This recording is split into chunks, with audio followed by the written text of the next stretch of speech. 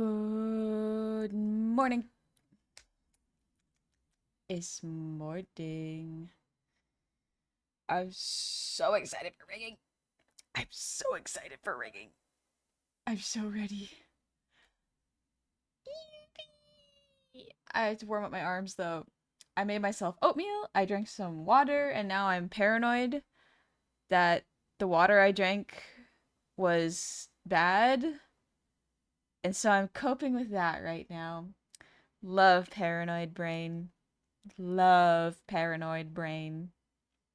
It'd be like that though. Right, I was up till 3 a.m. I'm kind of tired. Oh, dang it. I'll turn down the music for y'all. What? There we go. Should be kind of chill. There we go. Sure didn't have any flesh-eating amoeba. Basically, I sanitized a glass bottle and I put my filtered water in there. But because I went on vacation, I haven't changed it in like over a month. Like almost 2 months now. And so my brain, I took a sip because I was tired and I was like, ooh, cold water. And I poured it into a glass and drank it and I was like, wait a minute. Wait a minute. Hmm. Maybe I shouldn't have done that. Maybe I shouldn't have done that. So that likes to grow things in water. So it wasn't in the sun, it was in the fridge. I specifically leave it in the fridge constantly. It did not taste funny or anything. It tasted completely normal, like very refreshing water. But my brain, my brain is like, oh, you've done it now. You've done it now. And I'm like, oh, come on. Come on. And it's fine. Yeah, it's not exposed to sunlight or anything. It's in the fridge. It's been cold the entire time. But my brain refuses to listen. It refuses to listen. Bro, here I was thinking there was a funky taste to go with it. No, nothing was wrong with it, like that I could notice. But my brain was like, it's old water. And I'm like, come on. Come on. Have fun at the family reunion, Banjo. Megadrin, thank you for the reset. Happy 44 months. I'm 75% done with my new PC build. Yippee. Yippee. Enjoy your PC build. Glad you're better now. Yeah, I was alright. So probably gonna change the filter just to be safe. Yeah, I think the filter has another like 100 days left on it or so. And I do have spares, so we're good. Technically all water is old. I mean, you're right. You're so right. That is true. All water is old. And it will always be old. Red Light Panda, hope you're having a good day. I ended up finding your VOD on YouTube of the short stack. Happy to finally get on your live stream. Thank you. I I love drawing short stacks, but I need to go back to my roots and remember how to draw short stacks. It's been a little bit, and I am so excited to get back into drawing short stacks. I love it. It's so much fun. Problem is, in order to get better at drawing, I practiced drawing human anatomy because that's the anatomy you get to study. And it helps with foreshortening, perspective, proportions, all sorts of stuff. But because I got so used to drawing human proportions, my brain kind of forgot a little bit of how to draw short stack proportions. So now I'm going back to learn how to do it. So it's going back to it. You know? Short stack study. Not today, but I will be doing more short stack studying, whether off stream or on stream. Twilister, been spending a while today getting sentimental about Pokemon stuff and looking back at Pokemon I'd forgotten about that were on the teams I beat the champion in different games with. Also looking back at different marks and ribbons with fun flavor text. Oh, that's fun. I'm jealous of people so good at art. Want to do my own art for things best I got is dysfunctional stick figures. That's okay. That is a good place to start. Genuinely. When you're just starting art, be kind to yourself. You are essentially a baby learning how to do a skill. So be as nice to yourself as you would a baby, if that makes sense. You ever drink cold water and instantly feel really cold? Yeah, I feel it go down my esophagus. I think it's the esophagus. My actual organ anatomy knowledge is not great. I'm more of like a bones and musculature knowledge person. Steez, no, I'll be overbearing and brutal to myself. You can't make me. Oh, Steez. Steez, Steez, Steez. I have nothing really to say. That's your own choice. That's up to you. Esophagus is right. Oh, yes. Yippee. Got it right. Do not get water down the other tube. It's a bad time. I do that constantly. As I breathed in just there, I inhaled a little bit of my spit. But you know what? We live, laugh, love in here. And so we just do our best. And we cope. And that's how this goes. And he tends to breathe water instead of drinking it and immediately regrets. Girly, what? I know what I did. I feel my own spit going down my throat when I inhale. I can feel it. I know what I just did. Nymphazar, thank you for the 50 months. Welcome back. Welcome on back. I hope you're having a good Saturday morning. You ain't meeting Abe anytime soon. I know. I know. I know that. That's okay, though. It's alright, I'll go. Meta, thank you for the ear wiggles and the hydrate. And Myth, thank you for the posture check and breathe. Let's go.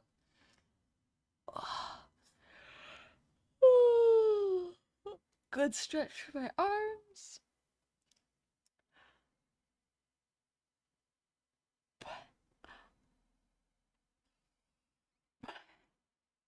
She's trying to force her body to evolve into a fish lady. Phew. A little hydrate from my water bottle that I just cleaned because I was paranoid.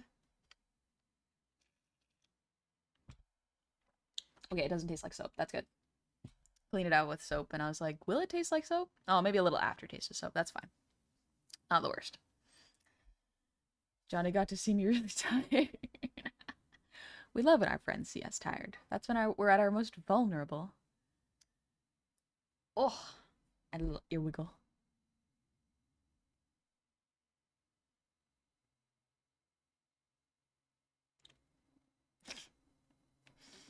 Meta could not spell to save their life. That's kind of funny. That's a little bit funny, not gonna lie. But that's okay. I'll put a screenshot in stream monitor chat. Oh, that's funny. Let's go. Oh, right. I have to post to the socials. We love having to post to the socials.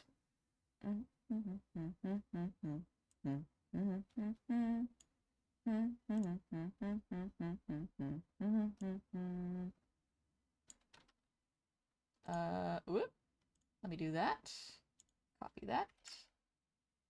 No, I don't need to copy that, actually.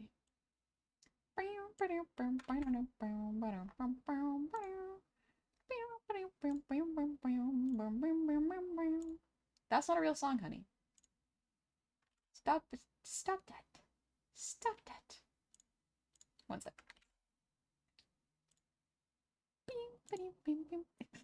Stop it. Please. Please, brain. Please, I've been so good. I've been so good. Stop introducing the fake songs that don't exist. Please, we're listening to such good music. We're listening to music. Please, please, please, please, please, please, please, please. Please, please, please, please, please, please, please. Please. Please. Please, we've been so good. I can feel it trying to get in here. More model rigging. More model rigging. Yes. Yes. Okay, we're good. Zankrod, thank you for the resub. Happy 5 months. Good morning. I hope you're doing well. Oh, it's September, even though it's not September. So if y'all want to save money on subs for your favorite content creators, now would be the time to do it. But if you would also like to be frugal and save money and just brute force your way through ads, absolutely valid. I understand. That's nothing wrong with that. Silk song soon. Thank you for the positive morning energy. No worries, Tega. You take it easy. Fun fact, chameleons have a tongue bone, and the biological mechanism of shooting their tongues out is like reverse of how those projectiles that some action figures spring launch out of their toy guns work. Huh. Interesting. Interesting. I did not know that. As a Plugbird, thank you for the 100 shinies. When will you learn? When will you learn that your actions have consequences? I love doing the little kid voice. It's funny. I don't care what people say. It's funny. Should make it a real song. I have that. I have a lot of things where my brain at 2 a.m. sometimes. This happened once where I was up until 2 a.m. recording little snippets of me humming a tune and lyrics because my brain kept playing an imaginary song on repeat until I could not get it. Like, it could not exist. I had to listen to it so much that I had to wake up and go, all right, this has to exist outside of my brain, otherwise my brain's gonna be so upset. And so I did. Can we hear it? I do plan on actually making it into a song, but here's the thing. I always listen to VTuber songs, and they're like they're really high energy, like J-pop and J-rock. The songs in my brain are a lot more they're a lot more calm. They're very soft, if that makes sense. They're kind of cozy, yeah, but they're also kind of sad sometimes. But also, good morning, Jedi. I'm doing pretty good. I have oatmeal in front of me. I peeled up some apples, which is why I was late to stream. But I peeled apples and put it into the oatmeal. So we're gonna take a bite.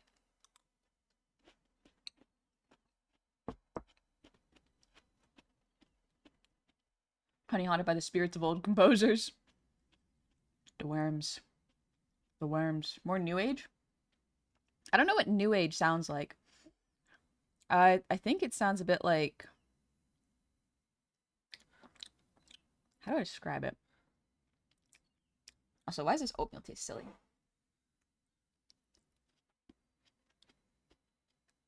Oh no, it tastes fine. Okay. I think my brain's just paranoid about taste today. If I had to describe it, like folk bardcore is a lot of the tunes I make. Which, fitting. Being a bard, so it makes sense. Zindale, thank you for the 1,000 shinies. Thank you very much. I really appreciate it. What the heck? I'm eating breakfast. What? And Galaxy Artworks, thank you for the resub. Happy 2 months. Zindale says, honey. So you see, it's more intimidating and sinister if this villain is more of a shape that melds into the floor. The storytelling through character design. Chat, you didn't just want to draw feet. You just didn't want to draw feet again, honey. Doesn't mean you could just say it. Yeah, I don't want to.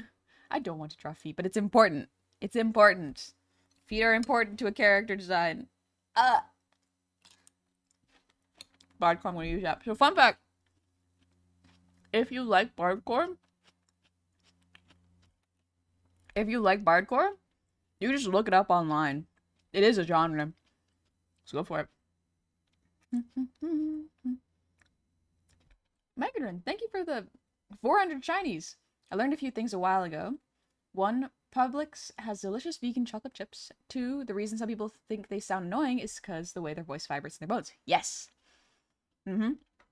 I am super seamless. So real. So real. But I'm very fortunate that I like my voice and don't find it annoying. But when I hear it in recordings, it sounds strange. Or it did for a while, but now it sounds kind of normal. I think overexposing myself to my voice absolutely fixed that part of my brain. New Age is calm music like Enya, Deep Forest, Conjure One, Celtic Women. Oh. A little bit, yeah. Yeah, okay, yeah, a little bit. You said bardcore, and I heard word porn, and thought, honey, that's just smut. That's just erotica.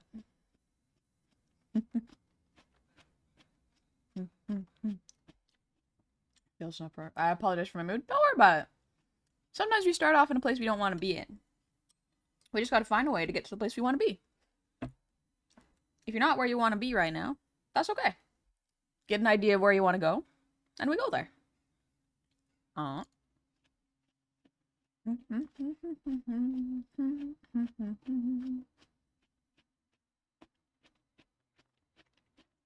been lazy and haven't voice trained. That's okay. You can voice train whenever you feel it. I will say if you voice train, if you do feel like you don't like your voice, that's kind of more motivation to do your voice training. I don't mind my voice, but my accent is a different story. Really? I find accents are really fun. I find they're fascinating. Oh, Chojiku, I hope you have fun at the family reunion, even if you don't want to. Big Will, thanks for the hydrate. Time to sip out of my soapy water bottle. And for the posture check, let's go. So, a lot of accents I think are really fun. I like accents personally because it's kind of like I can recognize people by their voices and accents, and it's quite nice. Chojiku, this part of the family is judgy side. Oh no. I'm sorry. I'm sorry you're gonna go through that. I hope you make it through the day and can chill back at home.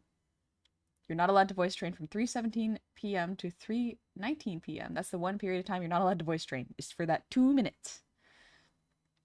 If I never talk, then I don't have to worry about my voice. That is true. However, at some point, you will have to talk, whether it be to yourself or to the people around you. Communication is important.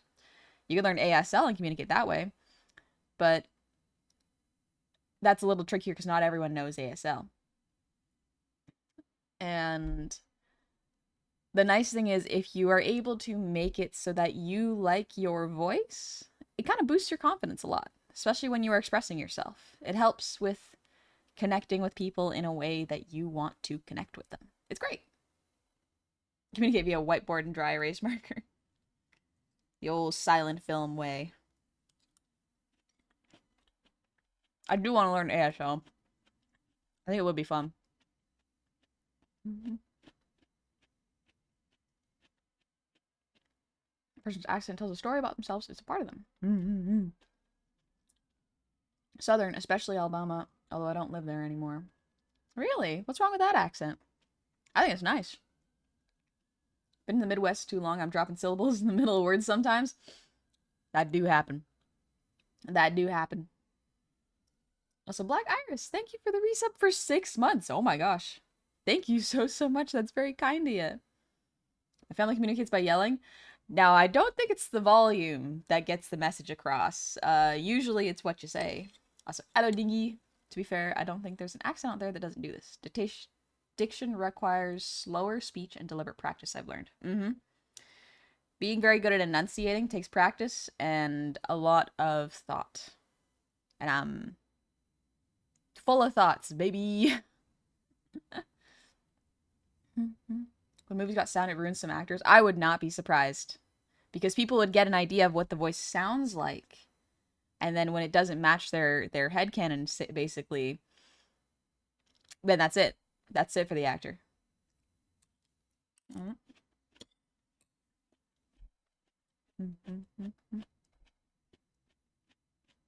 Thing is, when I'm recording voices, I can't tell you how many times I have to redo my lines purely because I slur my words together. Yep. Me too.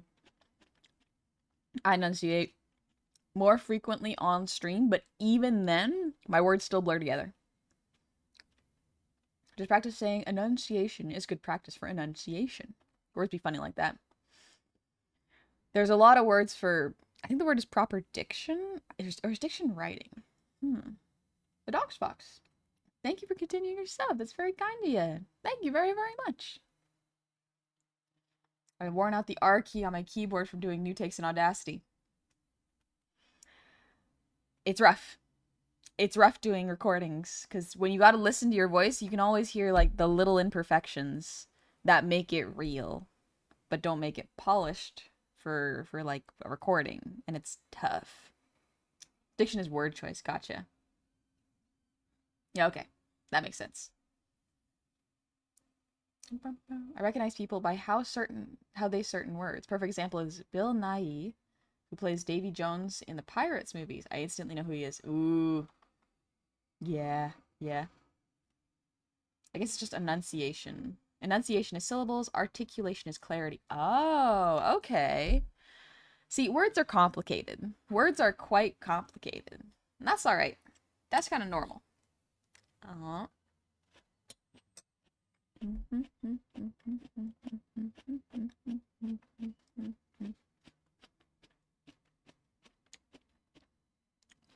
Did Tim Curry pass? Or is he still alive? I think he did pass. I want a tomboy voice. Oh, tomboy voice. A gender neutral voice. I thought. Do I have a tomboy voice? Do I have a tomboy voice? I wonder.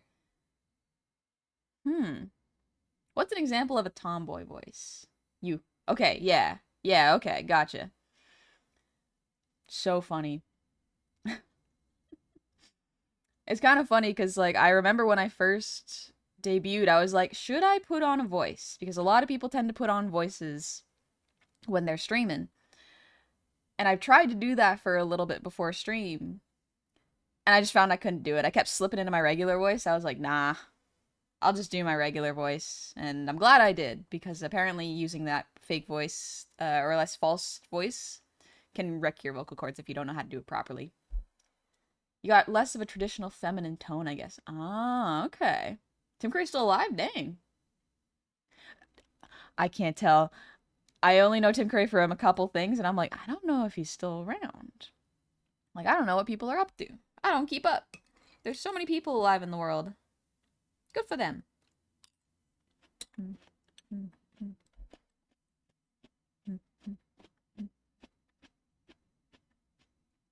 Deeper, raspier voice. Johnny, that oatmeal be sounding good. You gotta get me hungry. Eat. Eat some oatmeal. It's good for your heart. So one of the reasons I actually eat oatmeal every day is because, thankfully, this has stopped. So this was the problem, was my cholesterol was too high. But because I don't look overweight at all, I'm kind of, like, very toned. The doctor was like, I don't really know what's wrong with you. And so we got a blood test done. And they found that my cholesterol was high. But my good cholesterol was also very high. So they were balancing each other out and fighting. And she was just like, yeah, just eat a lot more fiber and get your blood pressure or blood cholesterol down and you should be good. And turns out it worked. It's all good. But a vocal fry would say raspy. Deeper, raspier voice. I don't know what a raspy voice sounds like. I'm sure if you pointed out to me, I would know. But like a raspy talking voice? I'm not sure. Excuse me. Snail space. I got straight into drawing today without eating. I'm worried I'll lose my groove if I stop. Help. Get a little snack in you. Like, stand up, grab a granola bar. That's what granola bars are for, basically, and eat it. Just eat something. That's the best thing you can do. Even if you don't eat a full meal. What I like to do is when I cook, I batch cook a couple portions. So for the past 2 days, so yesterday, the day before, and today I'm going to be eating this, I made meatloaf patties with mashed potatoes and fried greens. It was good.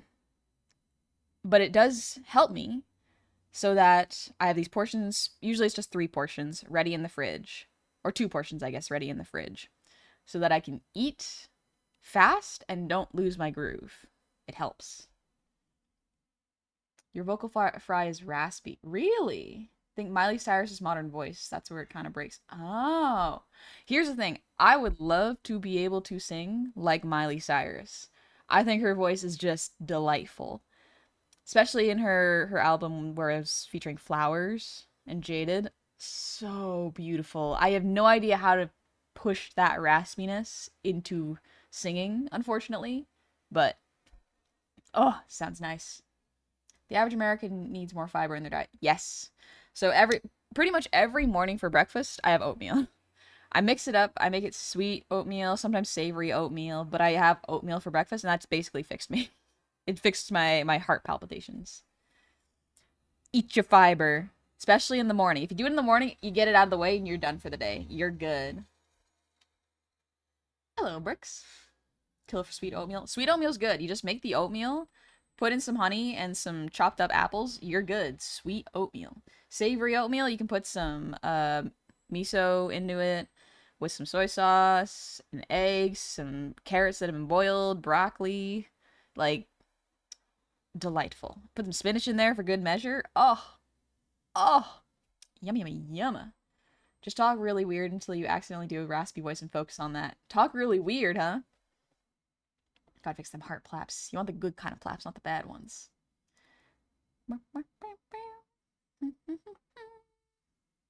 Hello, Dora. I hope you're doing well. Like, I really gotta know, does anybody else have a voice deep enough to get significant parts of your tone caught by noise suppression? Like, most default mic settings make me sound like Bane. If anybody else has this problem, advice would be much appreciated. Interesting, Plugbear. You might have to do some manual configuring with the actual filters. Because that's what I have to do every time, because my speaking voice is quiet, but my singing voice is loud. I needed to find an in-between, so I needed to figure out my noise suppression settings to make sure it worked. And I had to make my mic more sensitive with the gain, because even with the cloud lifter, it's not loud enough. Merely adopted the dark. I was born in it, molded by it. Make throat noises. Cutie patootie honey goblin, good to see you again. Hello, Maeve. How's it going? I'm just trying to eat a little bit more oatmeal before we start rigging, because I know that once I start rigging, I'm not going to be able to focus on anything else.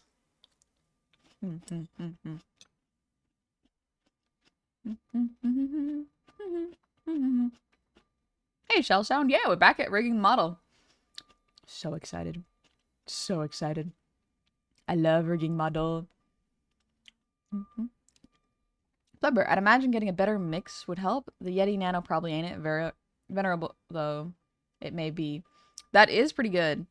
Honestly, you can do a lot with just, like, I had a Blue Yeti when I first started streaming. I had very low tech. I had a webcam, a computer that could run OBS, and a Blue Yeti. I just put a sock over it to soften the noise.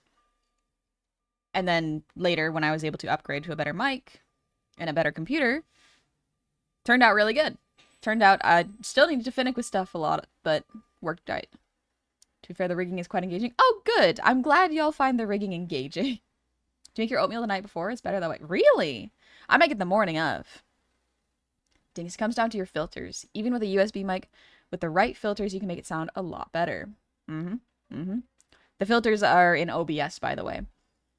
That's usually where I have them. I don't have them really anywhere else. It's just in OBS.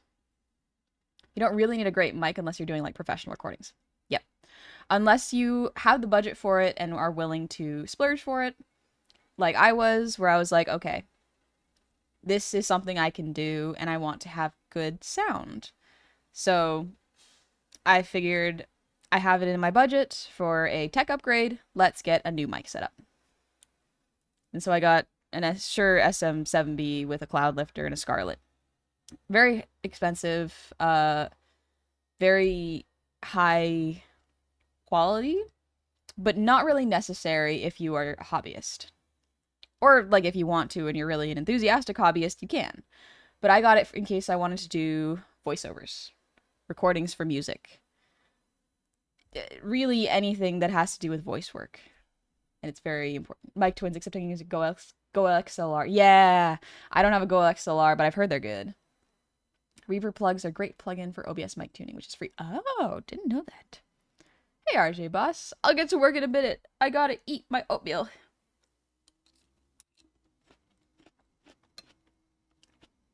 I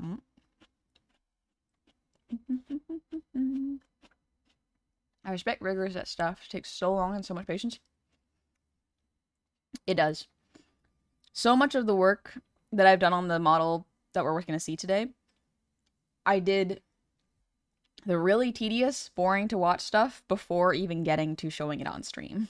So, takes a little bit. We're doing oatmeal and chill, exactly.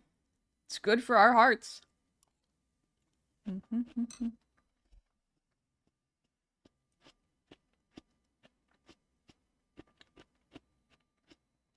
No, I got cheap. Fine T669. It works well enough for my purposes. Yeah. So the big thing with streaming in particular is that so long as you have a mic that makes you sound good enough, that's fine. Something that you don't want is, so sometimes you do want this actually. I take it back. Sometimes you do want a really bad mic.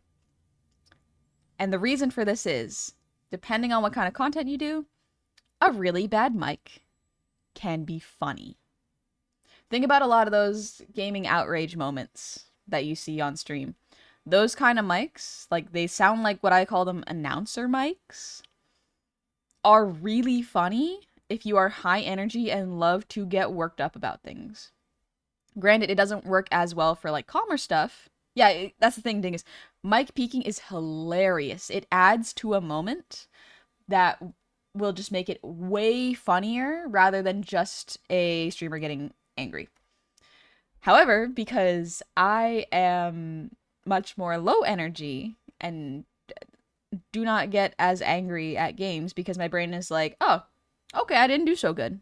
And I'll get quietly frustrated and go like, that's enough of the game today.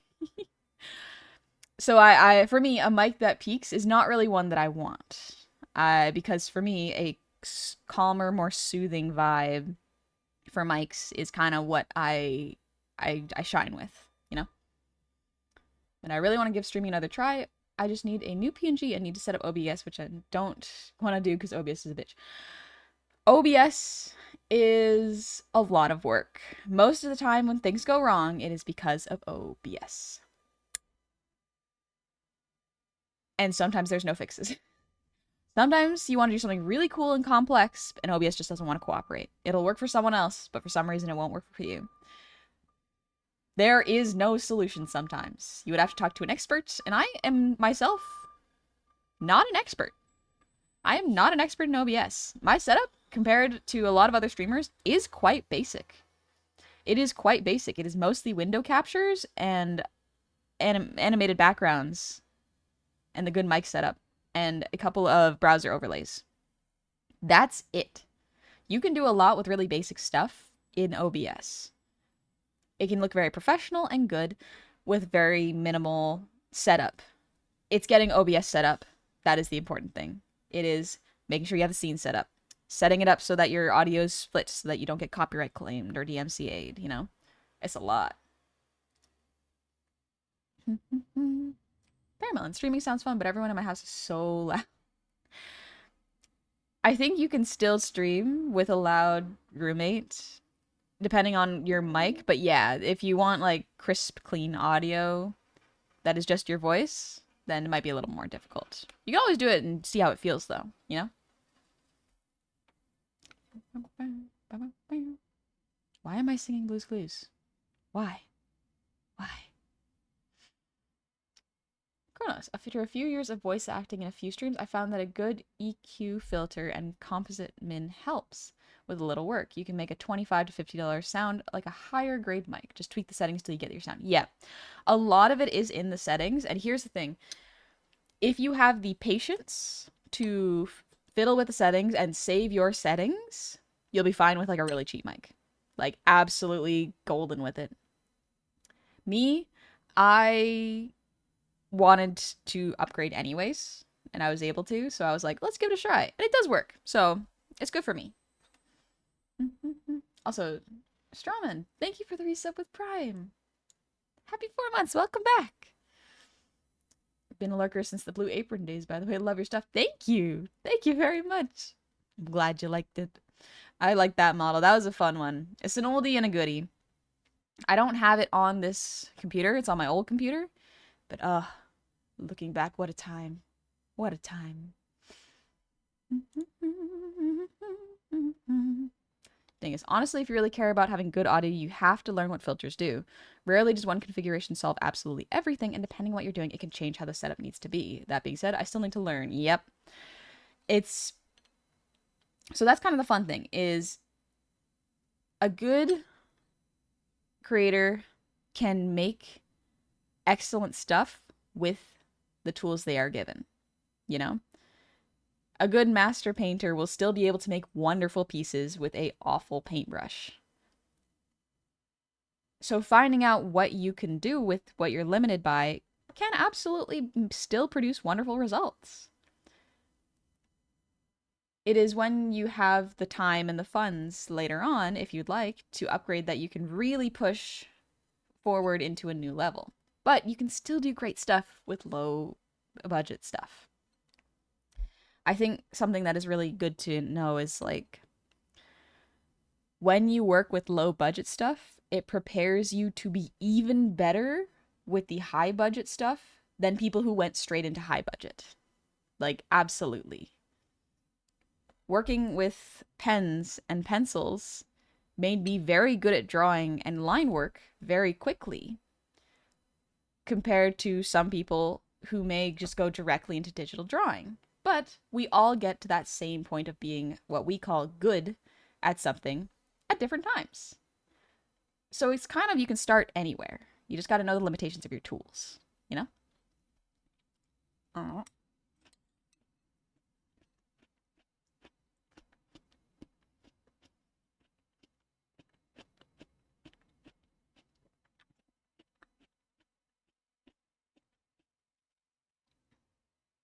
Kronos, I had tried a high grade mic, but with my deeper voice, I had to go to big cheaper. Huh.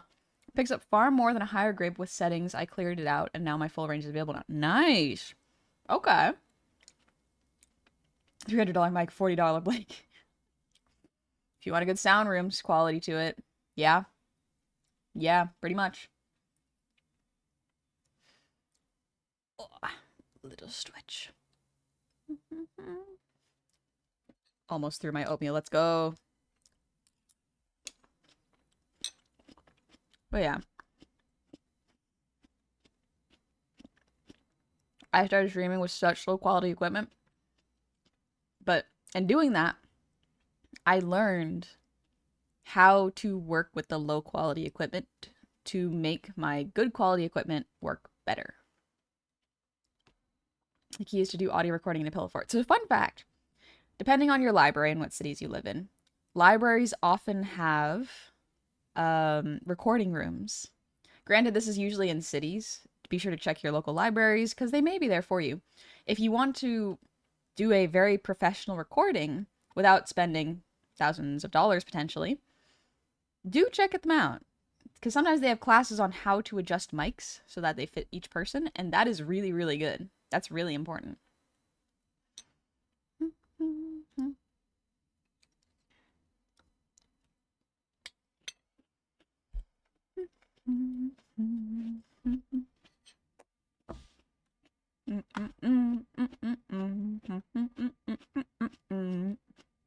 Alrighty.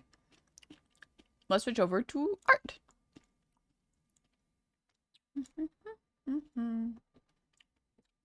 We scooch over.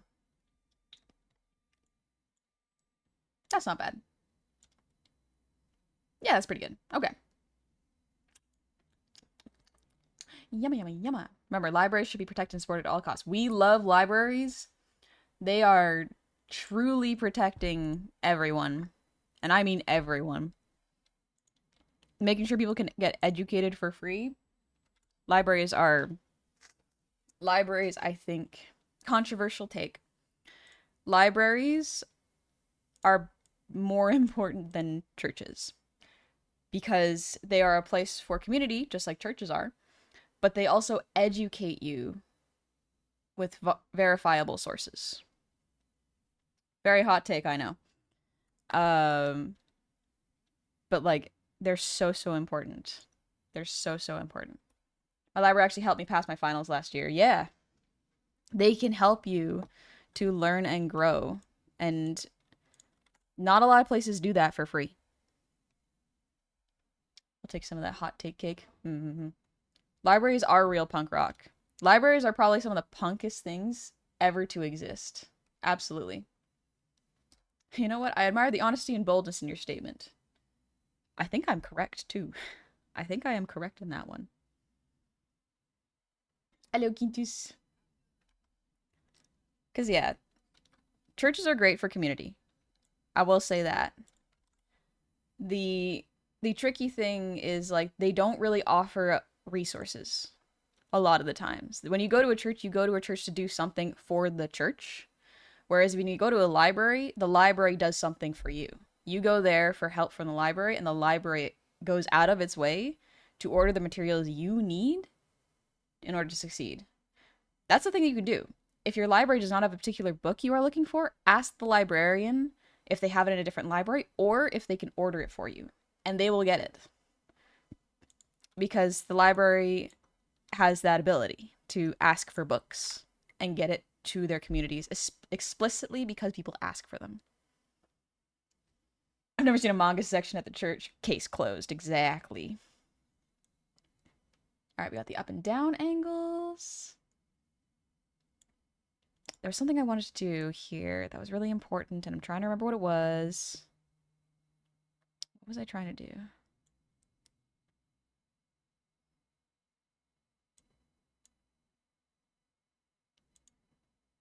It's the Doom Shadow. We already did that. And let's see. Technically, you can take resources from the church. It's just not necessarily legal. Yeah. Yeah, true. Meanwhile, the library's like, yeah, take it for free. Just have a library card. That's it.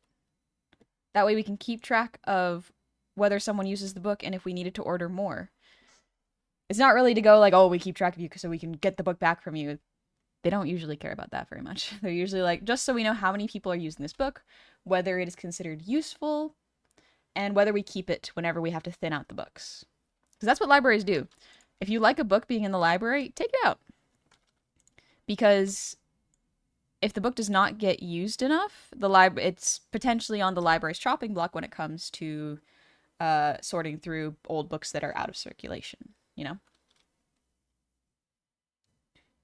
My library card is in better condition than my ID. My library card is older than my ID.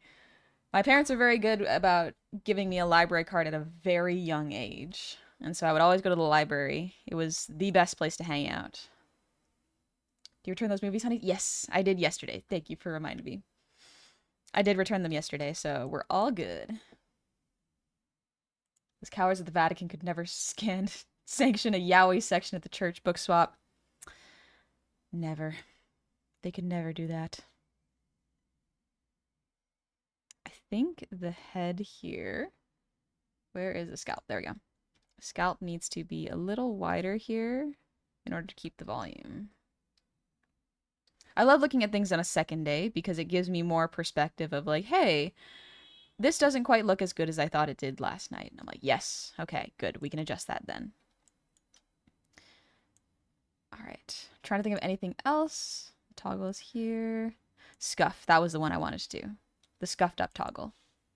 Because right now it does not rotate with the exception of the hair piece. But even then, I think I want to adjust the hair piece one. The face one does move, the nose one does move, but we can exaggerate those angles, I think. Jasper, back to the tire mines that go. Be listening in. Take it easy, Jasper. Take it easy on your back, especially. Synchro. My hometown library was next to the senior citizen center, so the elders would go to the library and tell stories of their life and lessons they learned. That's cool. Also, Roswell, thank you for all those redeems. Let me take a little sip.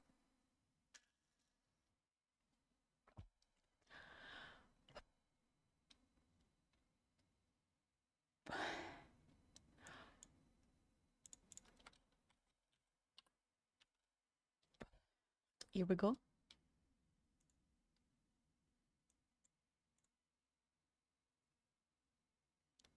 right, there we go. Scuff cheek here. Let's see how this one moves.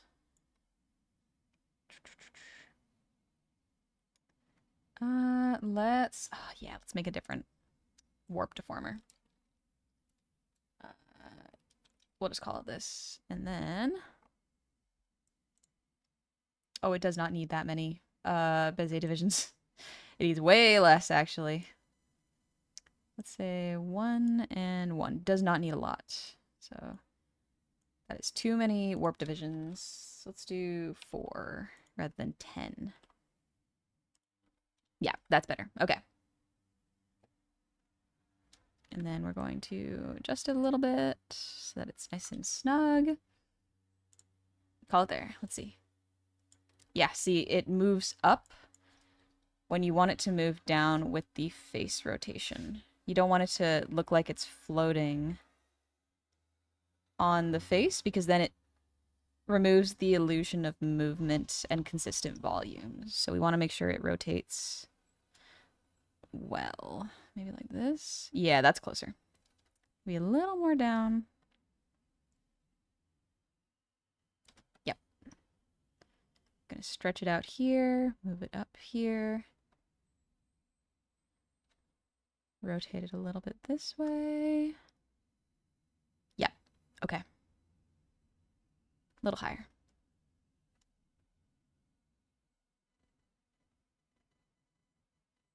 Good, okay. When are we getting a Bible remake? When's God gonna drop another Bible? The first one's so popular.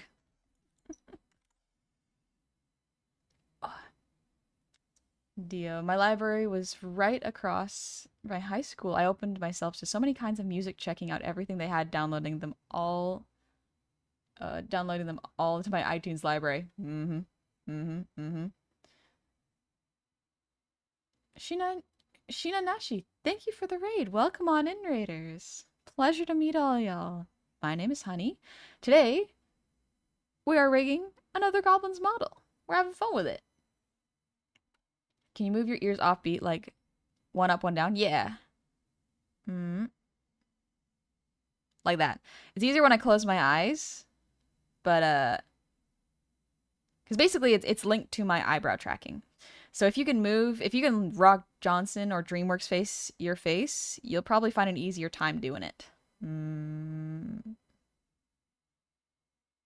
I find it's easier when I close my eyes. And Roswell, thank you for the ear wiggles.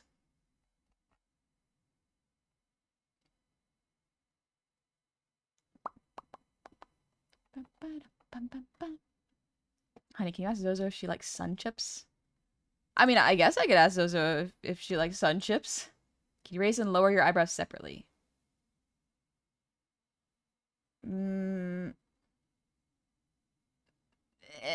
Not well. Not well. Good morning, Hollow. I hope you're doing well. And also, Shina Nashi, thank you again for the raid. I hope you had a fun time doing art.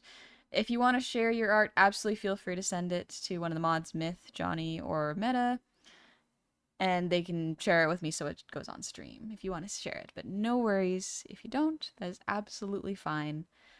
Thank you for trusting me with your community. If you got a raid and run, no worries as well. Take care of yourself. We're just making the scuff marks move consistently right now. Let's call this... Oh, we'll just call it this. There we go. Warped form of face 2. Scuff cheek R. And then rename it. XY.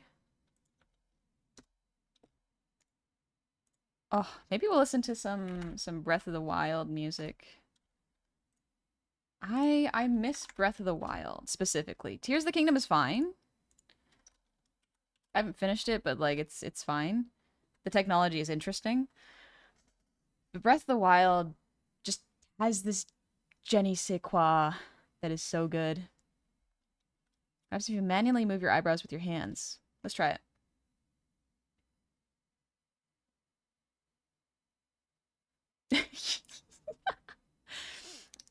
Not much. It's about the same thing happens. Good morning, Zooch. I hope you're doing well. Tears of the Kingdom is a different vibe from Breath of the Wild. And looking back on it... Dang it, this is too many. Simplify. Simplify, baby.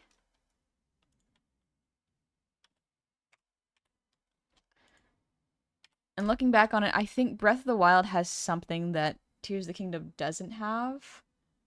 Which is, I think, a better starting area. It just kind of throws you into the world where you can go wherever. Tears of the Kingdom gatekeeps you from the game until you beat the tutorial area, which is not as fun.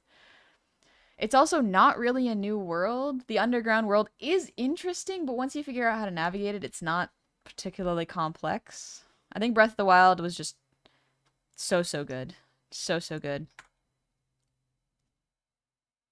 Did you say Jenny Saquon? Yeah. One of my friends has been saying It just doesn't have the Jennies, and I'm like, what is the Jennies? And they're like the Jennies say quoi, and I'm like, it's so funny. Come on, you're so funny. What the heck? Anyway, so it doesn't have the Jennies.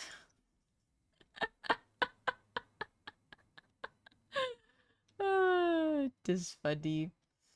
General, thank you for the posture check. I was very underwhelmed with Tears of the Kingdom, especially with $70. Felt like DLC to Breath of the Wild, but it was alright. I think it's fine. I would have liked it if they changed the environment, but like, if they made a third Breath of the Wild or Tears of the Kingdom game, I would just be like, no, no, thank you. Very cool technology change. I like some of the updates to the arrow system.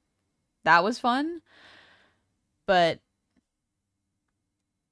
yeah, it's alright. Don't think they were lazy with Breath of the Wild because they made a lot of very intentional decisions. Breath of the Wild was so polished and clean and enjoyable the entire way through. Tears of the Kingdom was fine. If you like Breath of the Wild and just want more of it, it's fine. Okay, this actually has to go up. Oh, shit. There we go. I forgot to lock it in.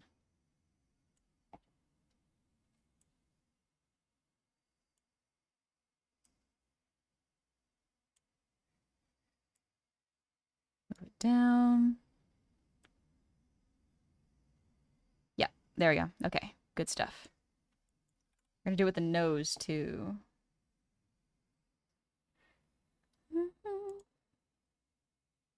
Oh, that's cheek color. Did I move that correctly? Yes, I did. Okay, good. So honestly, I kind of get it. Breath of the Wild's map was so huge and beautiful. I get wanting to use it more than one game. Yeah, I understand it. I get it, even if I don't agree with it. You know what I mean? I appreciate that they added the above realm and the below realm, and I like the mechanics of creating flying systems. But there's not really enough new enemies, with the exception of like the hands. That's a cool addition. A lot of it is reskinned. I would appreciate more enemy diversity. So instead of like just Ice Lizalfos, make like an actual new enemy, you know, with different fighting mechanics. That was kind of the thing, is just like there wasn't really enough new stuff, like enemies, to make it fun for me, personally. Honey locking in. Yeah, stop Sherbet. Okay.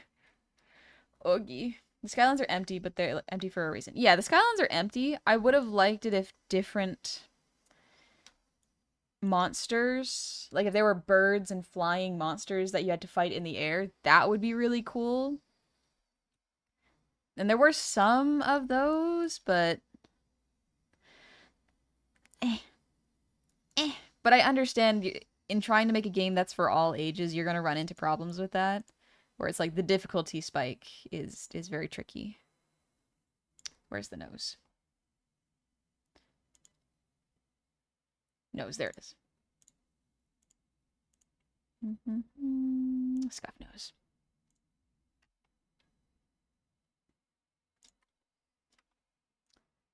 I gotta change the defaults. I keep forgetting that I made it like this. I did this.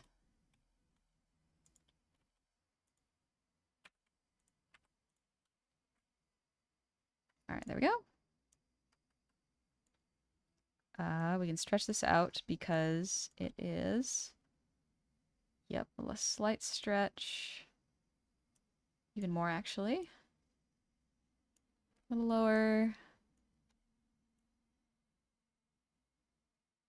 And then up will be a squish. Give to the illusion of movement. Yeah, there we go. A little higher.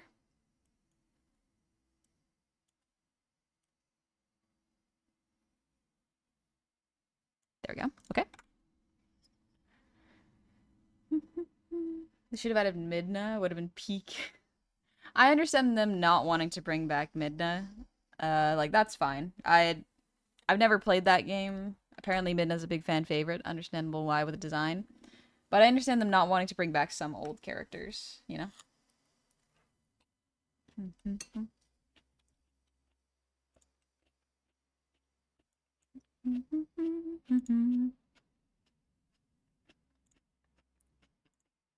Art division 4 or 3 works.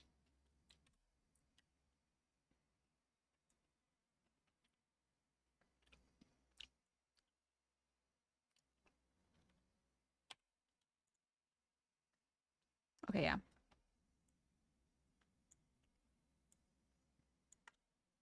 That's acceptable.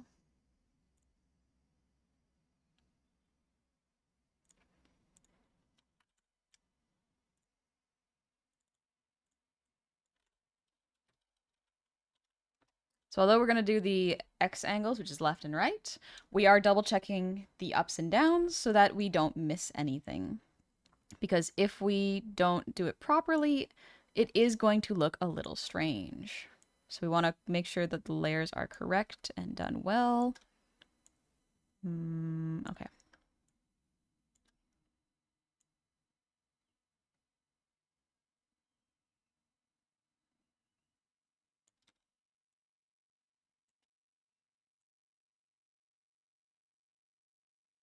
Not bad, a little higher.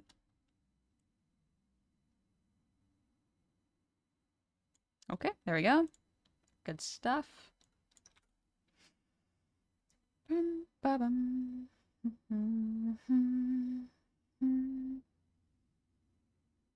boarding feels so fun. I love mood boarding.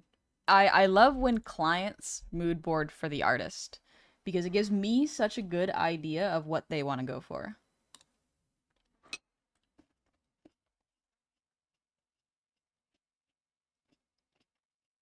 Hi, Nippy. But yeah, Meta, you know, might have had rated and ran. That's okay. People are absolutely okay to do that.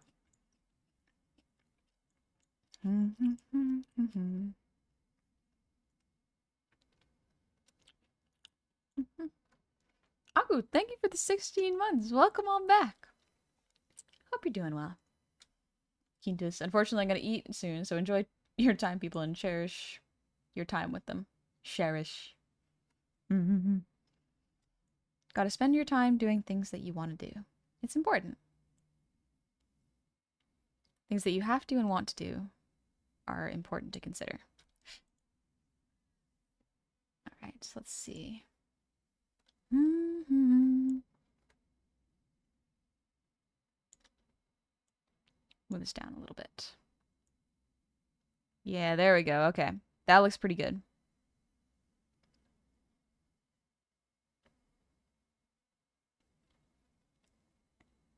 Trying to think of anything else that I need to add before I move on to lefts and rights.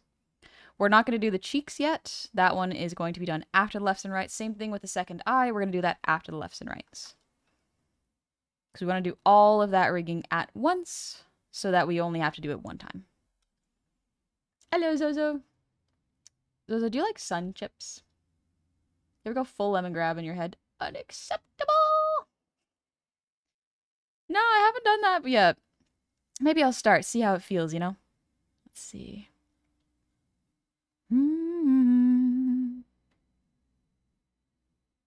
Okay, okay. Trying to think of anything else to do while we're here. Seems pretty good so far. So the main challenge I anticipate with the lefts and rights with this head is the hairline. Making the hairline in particular look good may be a challenge, but if I keep in mind what I need to do and to make it look good, we shall see. So, without further ado, I think we move on to the lefts and rights. Let's go. Honey of the Goblins, what is your wisdom for today? Eat fiber. Eat a lot of good fiber. It's good for your heart. Take it easy, Paramount. Thanks for coming to say hi. Alright. Lefts and rights, baby. So, fun fact, I am going to select all of these. Move this here. And just do this.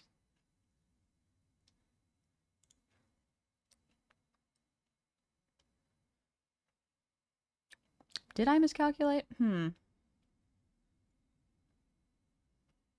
it's because it's attached to the map. That's why. Okay. YGD loves to warn you about things. All right. So we're going to start with the classics of lefts and rights. So we have our guide here. The guide broke. Why did the guide break? Oh, that's what happened. Okay. Excuse me. That's why the guide broke.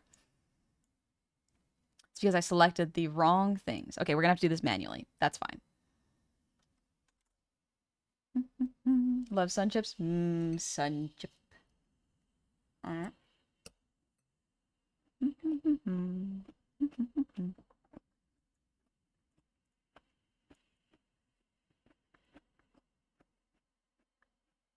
Alright, we're doing this manually, baby.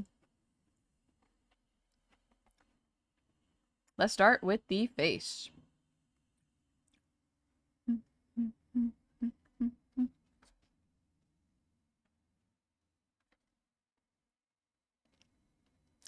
Mouth form, eye squint, eye jaw, eye shrug. Nope, we don't want that one.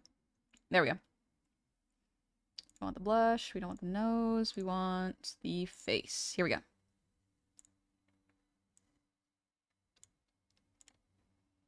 Let's turn off the hair, once again, because we want to get the base of the head done. Face, nose, ears, arm. Earrings, hair. There we go. Scalp can stay.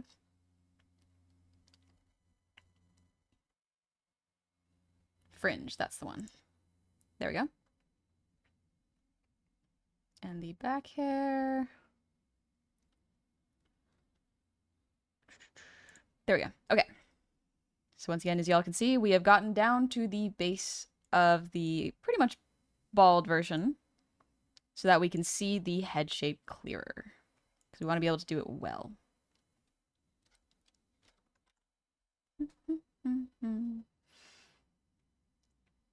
The average American needs more fiber in their diet. Eat a bunch of paper. Eat a bunch of wood chips. See what happens. For legal reasons, that's a joke. Eat oatmeal. Oatmeal. You basically just need like a third of a cup of oatmeal a day and you're good. All right. Start with the jaw.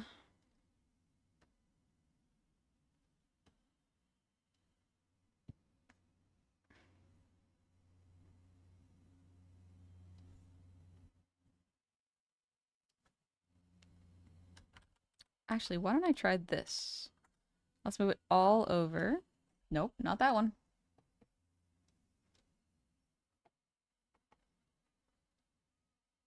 That's what I mean by like it's easier to do up and down rather than left and rights. Because you got to do a lot of stuff with the lefts and rights to make it work the way you want it to.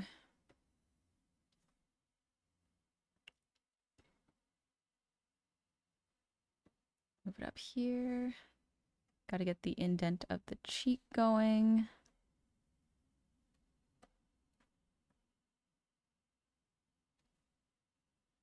All right, not bad. A little test of the cheek puff. Yep, that works. Okay, good.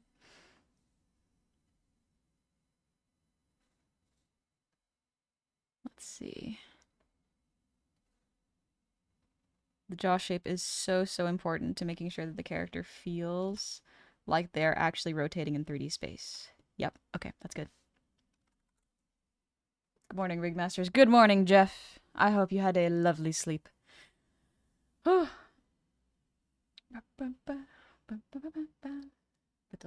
bite of my breakfast.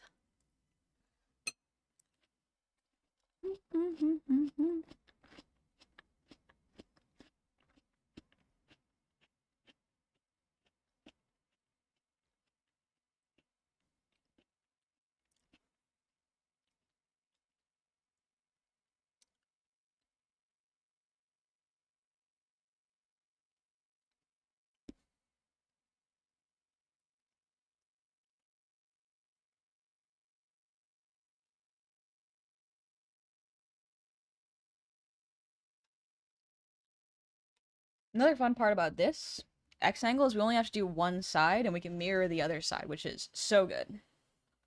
We're going to do mirroring in a second because it is important to do.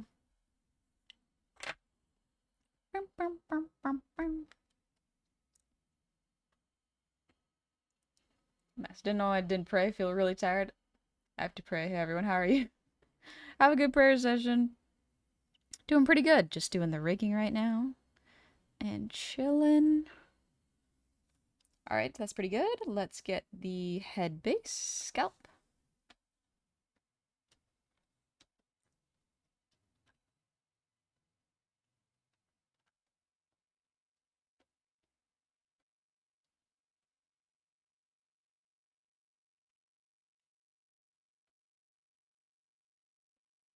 Get the scalp out here.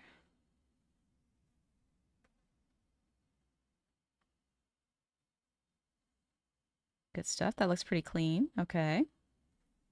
Maybe a little further out, actually. A little further out. Smooth it a tad.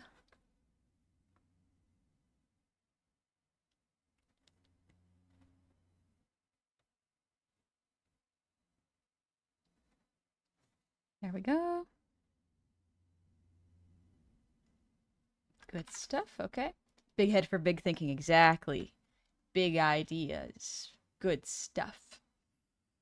Big ol' thanks for the hydrate. Hello, Dragoon. How's it going? Oswald, I'm gonna make my last bag of oatmeal now. Yeah! Do it. It's good for you. Sasha Marcy. I guess I got my answer by just watching. Oh, you asked a question. Let me see. Bum, bum, bum, bum, bum. Do you have drawn references for the different angles of a model using, or go by feeling? So I used to, instead of using this head angle guide that I have, which I overlay on top of models, it was done by the art gun.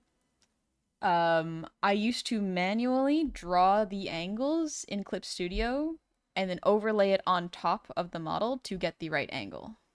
This one saves me time and makes the rotations very clean here. I will say it is not a tool for beginners because you have to manually edit it properly. And if you don't, it can be kind of confusing. But works really good once you know how to do it. Yeah, I want to adjust the scalp and the head a little bit. Let's adjust this.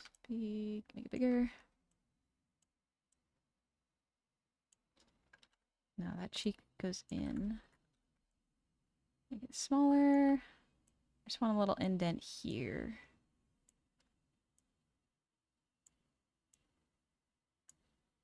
Yeah, okay, that works a little better.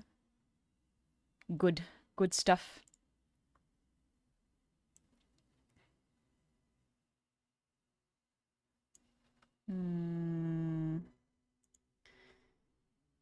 This part here, come in a little bit.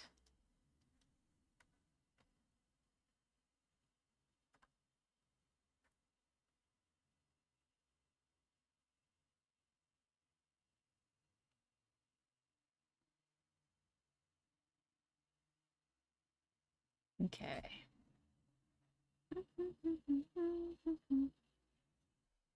Head size is accurate to IRL.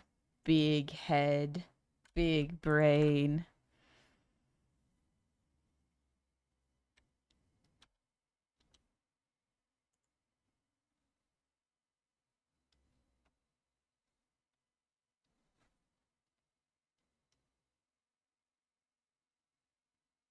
So much of model make is just like turned so that looks good. Okay. Oop. Undo that. Get the face angle here. I'm going to push it slightly in while keeping the jaw out. Good. Okay. Big thunk. Let's see what music we got going on. I wonder if there's a playlist for this. Ah, here we go. We're just gonna be listening to chill music today. Big Will, thanks for the breathe routine.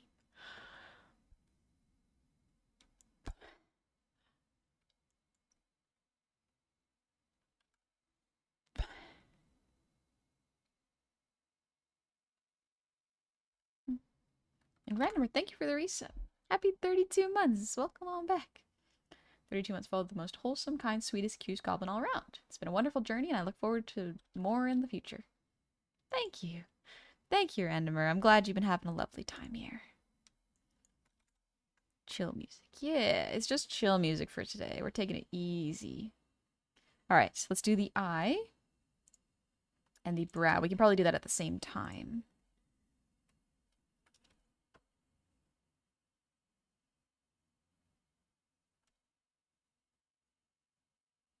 Just a little stretch.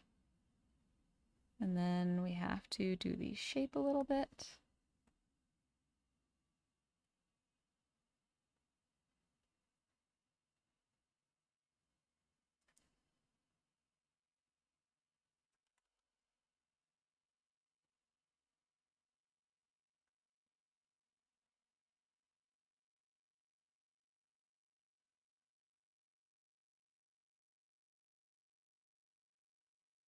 A little bit further. Yep, okay.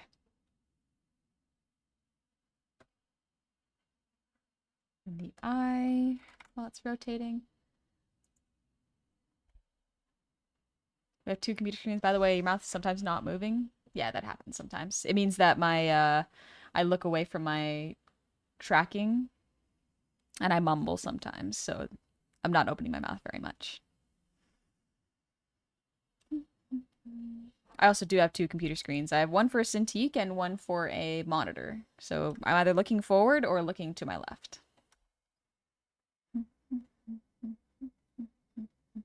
She mumble raps to this on the side. My mumble rap career hasn't taken off yet, but one day, guys, one day I'll get there. We should probably stretch this out actually a little bit.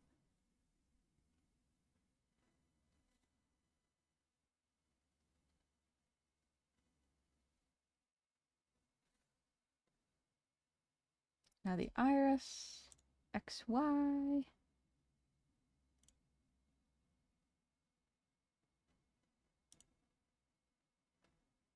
So this is one where I forgot to do this for the other one. But that's okay. I can remember to do it now.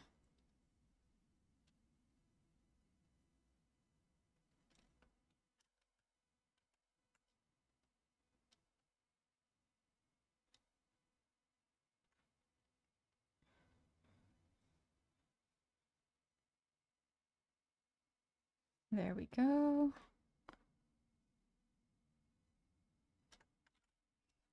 The secret final boss, the SoundCloud rapper. We'll get him one day, guys. Honey Malone.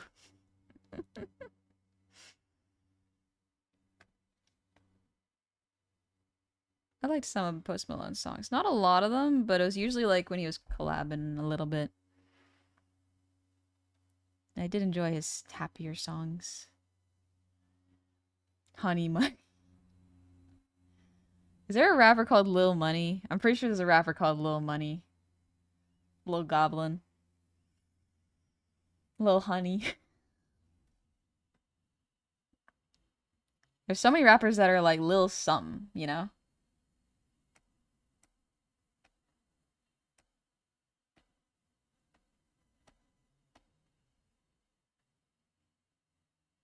I wonder if there's a reason for that.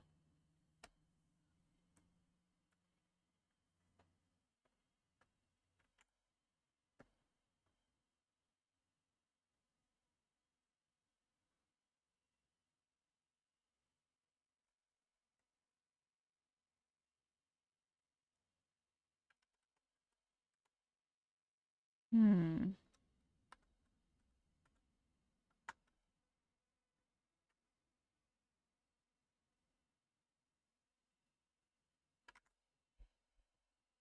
You know the name Honey Malone? Put an image of the mafia boss Humpty in my head. Kinda cool. Listen, being in a suit could be pretty hot. Could be fun. There's 3 little money on the first page of search. Some I wonder why they name themselves Lil Something. Because it makes me wonder, like, are they sort of manifesting what they want to happen in their lives? Like, if they want a little money, they call themselves Lil Money. Is there one called Big Money? Some people in suits leave me alone. I will cave. Please, my weakness. Could be cool. It could be fun. Just saying. Alright, where's the nose? The nose is going to be an interesting one because it has a lot of different parts of it that need to move in the XY. There we go. Nose XY move. Why did I label it that? Why did I call it that? Makes me suspicious. I'm like, what? What were you doing, Past Honey? Why did you call it this? And I'm like, I don't know. I don't know why I did that. Let's make it less dense. Yeah, that'll do. We're going to start by the general shape, and then we'll move on to the more specific shape in a moment.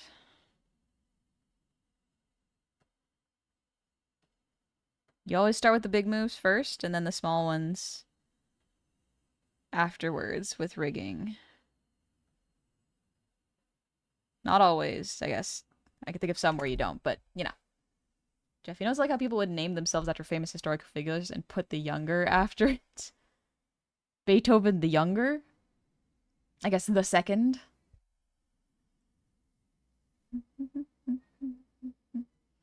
As someone who went to a funeral in Florida, can confirm being in a suit is pretty hot. I don't actually remember the temperature, but I did like wearing the thing. It looks pretty cool.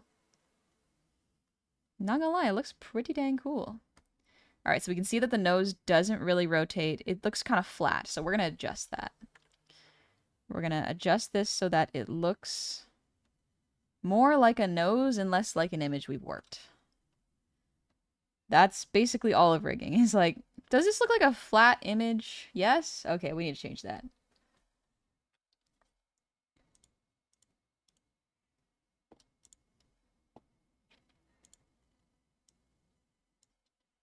Move this over here. Let's move it up a little bit. We'll cheat the angle a little bit. There's bridge shine. Scooch it over here. Tip shadow, that can stay. The shadow here has to move.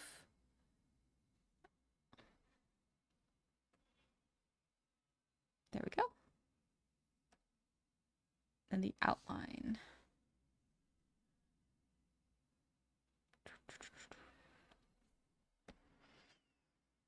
Sorry, gamers. I have locked in.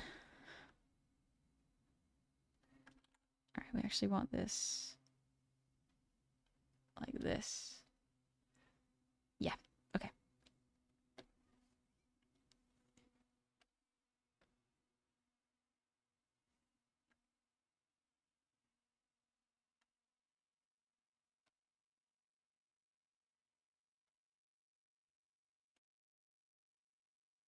Young Bramps.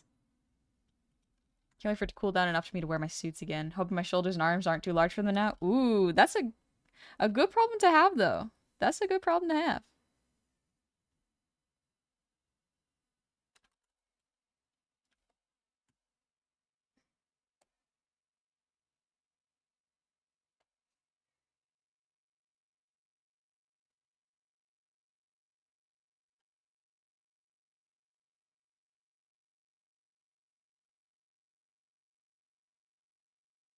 Gonna move the shadow too.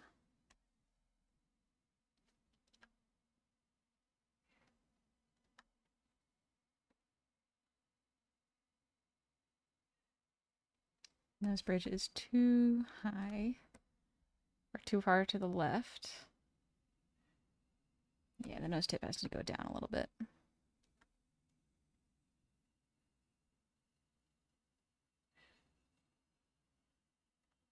Okay, okay, okay, okay. That being said, a video of ripping suits with muscles alone I think would go crazy. I think it could be fun. It could be kind of neat. Good problem until you gotta pay to replace all your suits. Yeah. True. Oh, little young Sheldon. Nope. Get out of here with that. Oh, little stretch. Isn't young Sheldon like not really about young Sheldon? The clips that I have seen people post are like the clips about the other characters and not young Sheldon.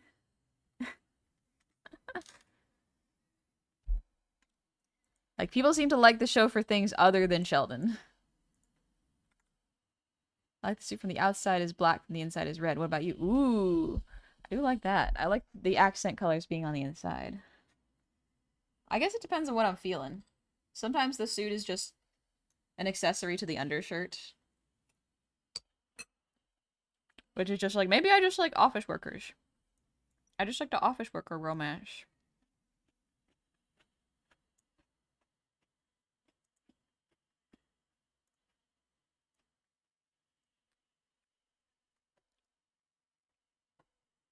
I appreciate the rise in like office worker romance. Because it's like, it feels more relatable than the teenage romances so often.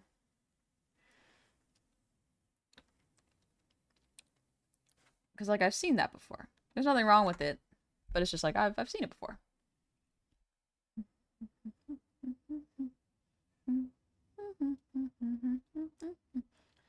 Jeff, they built a whole show about the background lore that people did not ask for. For what? Oh, yeah. Mainly to fulfill the references made in the original show. Oh, is that what they did? For young Sheldon? I see. Big Bang Theory, like... I watched the first season and it was fine. I remember watching it and going like, this is fine. Like, it's a comfortable show. And then, like, the later seasons went on and it's just like... These people aren't very good people. Like, this happens a lot in sitcoms where it's like, you're not very good people, but the show's trying to pretend you're like you're good people. I can appreciate shows where it's like bad people, but the show does not frame it as they are good people. It's like, no, these are bad things they're doing. But it's like, interesting. Tuck's hair behind here. I'm in IT. You need help with your Ethernet?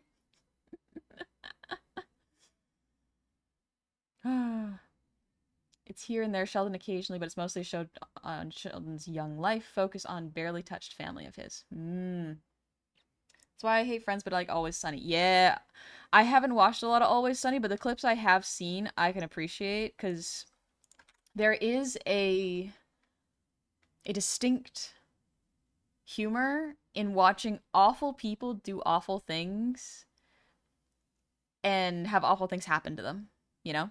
And the show does not frame it as like they are the underdogs who are just kept down by society. It's like, no, they're awful people and their choices actively sabotage themselves, but they do it in such a humorous way that it's fun.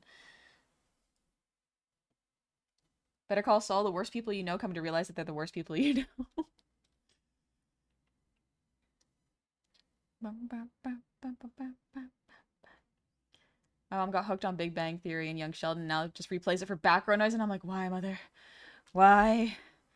Please, do a different one. How do you have a question for you? Suit or dress? Ooh, depends on the mood. I like the idea of a suit, because I do look good in suit dresses. But sometimes I just want to wear a dress, you know? It depends on the occasion. You have to be more specific about, like, what kind of outfits. Easterly Danny, thank you for the sub with Prime. Welcome on in. Hope you're doing well. Always Sunny always throws in some normal folks to have the appropriate disgusted response to the main cast action. Yep. Him, Handsome Jack, and Jin. The last of which is brought only by watching V for Vendetta again. Yeah. Could be everything going on, but I'm very much back on my hyperfixation of Silco. I do love Silco in Arcane.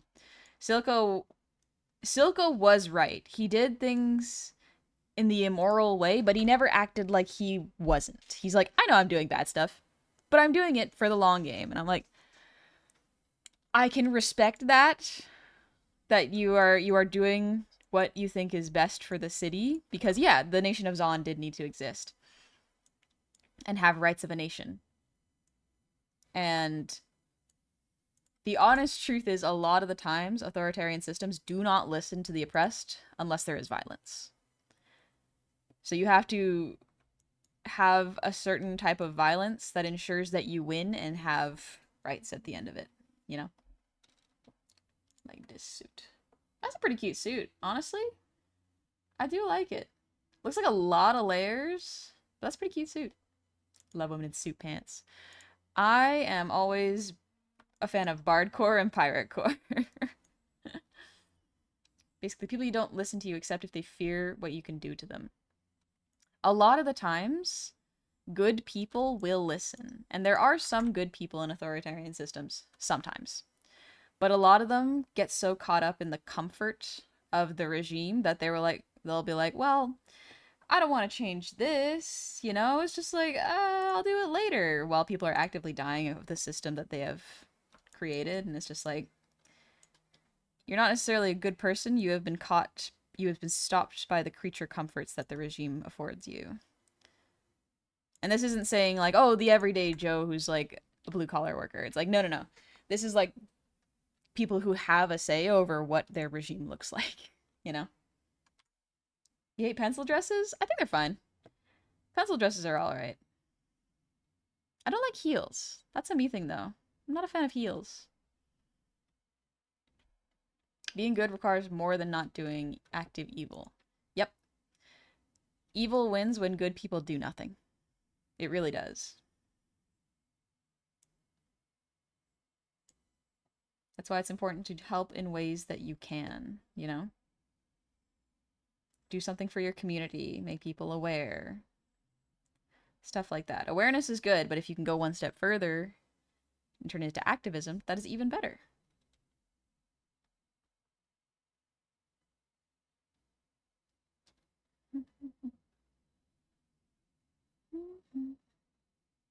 Dingus. Plus, the way he cared for Jinx crushes my heart every time. Ugh, yeah, the hero who lost his way. Silco was extremely cool and correct. He was a drug lord. He was cool and correct, though.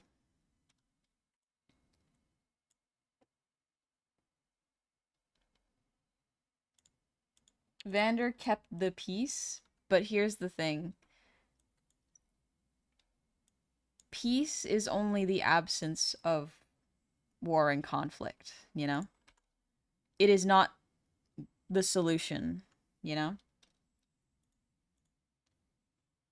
Harmony is what we want. And a lot of the times people think that peace and harmony are the same things.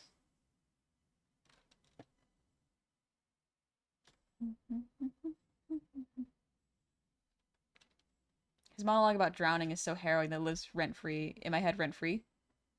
Yeah. So, again, season 1 Arcane, top notch. So good. Really no notes. Season 2, I have beef with, but that's okay. I'll just rewatch season 1 and think of what could have been. Back to driving, have a good stream. Take it easy, Zozo. Have a good drive. Galore. All of a sudden, I'm thinking my story concept about a hero who doesn't know they lost years ago because they were stuck in the thing that left them out of the loop of history, and then comes out there's a whole entire city of evil. Mm-hmm. Right, Dingy? Ah, fitting. All right, where's the mouth? I love that song. That's a good one. Again, season 1 is so good. You could wrap it up in a bow and say season 2 never existed, and I'm like, yeah, that's good. It's perfectly fine. It leaves it on a fun cliffhanger of your letting your imagination run wild and going, this is just a tragedy of missed like conversations. There are so many small conversations that would have solved everything, but the timing was off, and that is the tragedy of it all. And it's like, it's so perfect. Season 2 that bad? It has a lot of problems that I just think it's the big shame of Arcane season 2 is that it had French animators, which is an amazing powerhouse of a thing, but American writers. And so often with American writers, the most common thing that happens is instead of actually solving the inequity and problems that Zahn faces, which the answer is war against the upper class, like the extremely rich for rights, they will go, here's an alien so that everyone has to join forces and fight. And it's like, okay, fine. All of this systemic problems that we're getting and that we were building up to and potentially solving and finding a solution for, nothing changes. In the end, Svika gets 1 seat for the city of Zon against the council of that Piltover, which is like 7 people versus 1 person for Zon. Like, come on. Come on. She basically got a pity seat. If there's a vote, she will essentially, there everyone's like, oh, she finally got to the table. It's like, yeah, if there's a vote, they'll beat her 7-1. Like, do you not understand that this is not a win? It's a gesture at best. Convenient moral deus ex machina. Exactly. Yep. Really, that's where it's like, okay, I'm done with it. I'm done with it. The only episodes that were good was Echo's episode. Echo's episode was extremely good. But here's the thing, it's because it was divorced of the plot. It was away from the plot. It was just a episode with Echo isolated where you could see him and what could have been in his life. That's it. Yeah. Are we eating the rich ones more? We should. And if I respectfully disagree, that's fair. You can. That's the fun thing. This is just my opinion. You can always disagree with my opinion. That's okay. There we go. All mouth. Jeez. I labeled it so strange.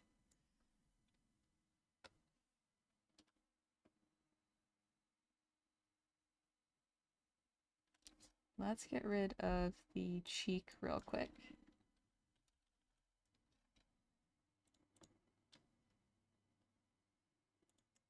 There we go. Now I can see.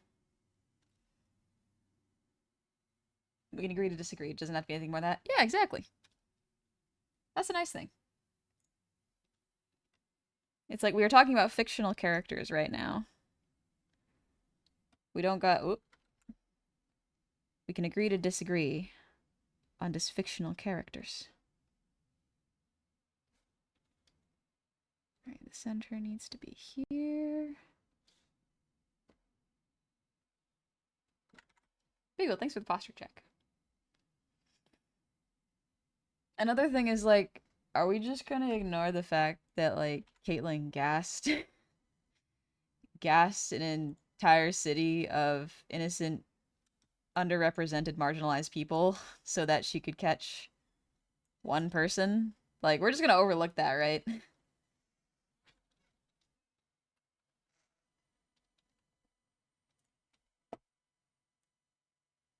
You telling me people can have different opinions than me and I don't gotta send them hate and harassment? This is highly contrary to what Twitter has taught me. We don't we don't listen to Twitter here. I feel like that's bad for our mental health. Alright, let's see. Does that look good?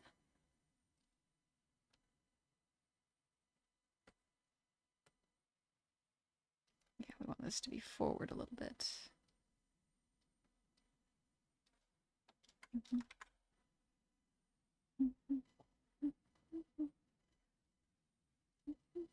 I think there are many good parts of season 2, but the overarching story was poorly executed. Season 2 played on some themes of the season 1 very interesting ways. That's fair. Like, there are good parts of season 2. I will not deny that. Mainly the animation. But yeah. No, please, honey, tell me season 2 of Arcane isn't as bad as they say. I got spoiled in some parts, but overall haven't seen it all. But from what I've heard, it's not looking too good. I can't go through another disappointment like Star versus. I would say watch it if you want. Keep your expectations low, though. Like, something that is tricky to describe is that there are good parts, but it does not end satisfyingly. It ends rather unsatisfyingly, unfortunately. Season 1 is extremely good. I would say it's a masterpiece. Like, no notes, really. But it does not stick the landing. It gets caught up in the spectacle of it all. Let's smooth this out.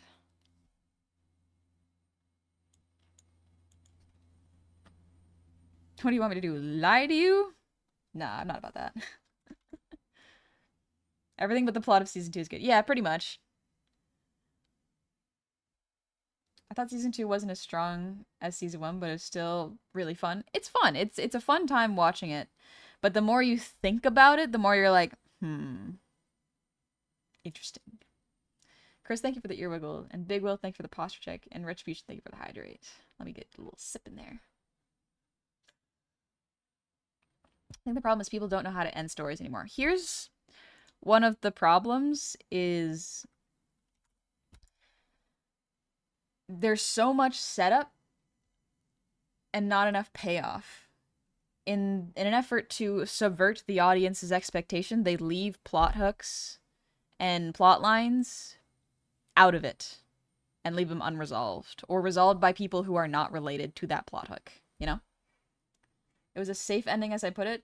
It was a safe ending in the sense that, like, it's the big climactic battle that people want. But because it is unrelated and unsatisfying, it doesn't hit. It's the visual spectacle with no narrative drive behind it. Whew.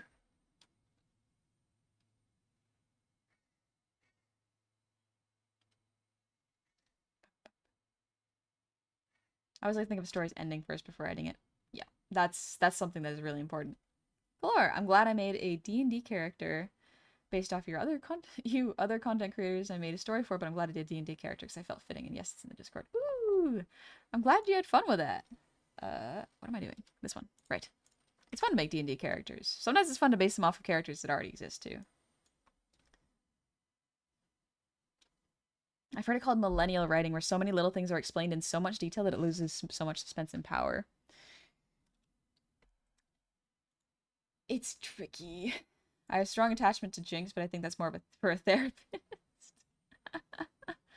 Wasn't the anything like that because they were setting up the world in future series? That's the other thing that can kill a series, is trying to set up a multiverse. Stop setting up multiverses. Just stop.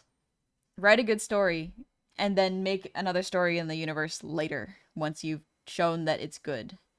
Because all Arcane has shown me is that season 2, when instead of finishing season 1 satisfyingly, we're setting up another world for the League, for League's advertising. And it's like, okay, well, I have lost pretty much all interest. Sorry, guys.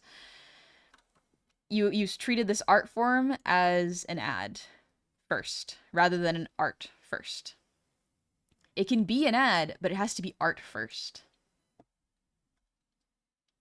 Season 1 did end on a cliffhanger. Season 1 ended on a lovely cliffhanger that I am almost... Actually, for me, I am much more satisfied leaving it there rather than what we got. Everyone was trying to do multiverses after Marvel, and I'm just like, I'm tired of it. I don't want to have to watch 80 hours of movies to understand what's happening in the new series. Like, I'm tired of it. That's why I appreciate the new Superman movie, even though I haven't seen it. It's not an origin story. You just jump in. You have what all you need to know, and it's a fun time.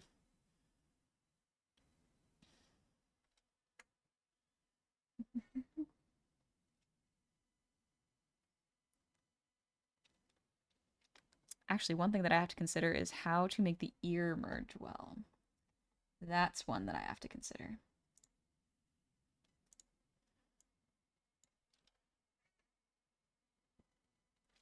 Because it has to be above the hair, but behind it as well for this. Okay. I'm going to do that. That's going to be probably the most complex part of this. Forget the hair. Remember the ear. I only have to do it once, I think, because the other one is covered by hair.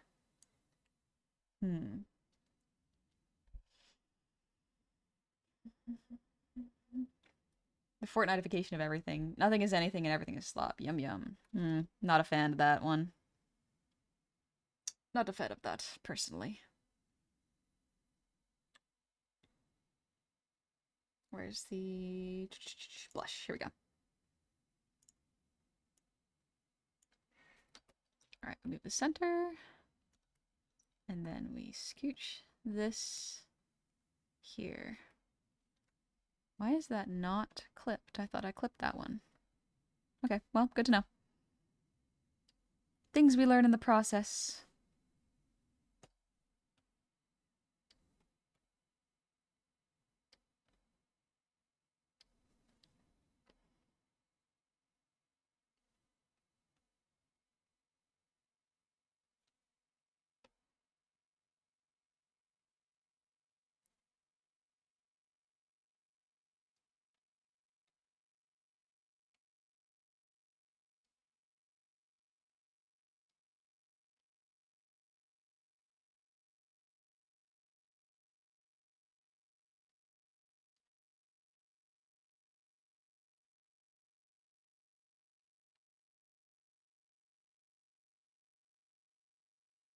There we go. Writers aren't just what they were anymore. They're lazy. Here's the thing. I can't even fully blame the writers. I blame people above the writers, you know, the producers, the studios, the companies that are like, we want to make money out of this, you know.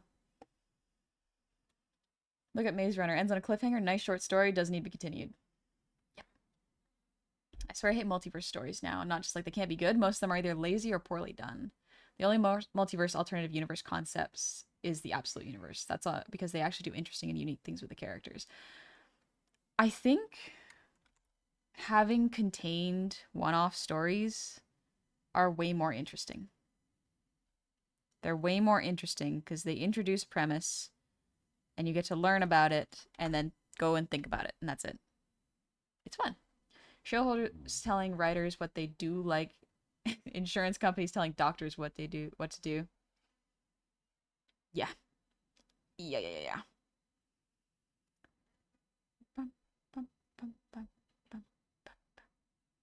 I think the What If series for Marvel is one of the few done right. The What If series is fun. They're like one-off episodes ish where you don't need to really know too much about the series, but it's fun if you do. Okay, where is the cheek marks? There we go.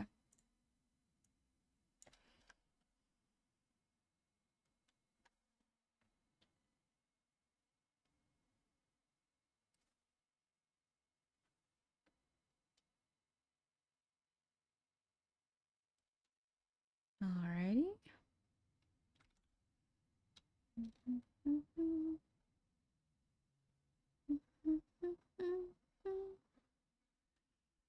I don't get paid to do art. Do I still do it? Yes. Yep. That's one of the things that I feel is very frustrating is like some people have been trained to only do things for financial gain. They try to monetize living and life, and it's like, can you not do something that does not involve making money off of it? Like, do you see something that you can't make money off as worthless? That's no way to live life. That's no way to exist. As with most things, it's the people at the top, not the people at the bottom of the entertainment industry that have problems. Yep. I cannot fully blame writers and artists because a lot of the times, it's not them making the bad decisions. It's the people that get paid, like, what is it, 30 times the writer's salary that make the bad decisions. Like, it's silly. Money's good to have, but like, come on, let's not let it not be the focus of literally everything. It's capitalism again. Surprise! Why is everything bad? Capitalism! See the brow here. Okay, that's good.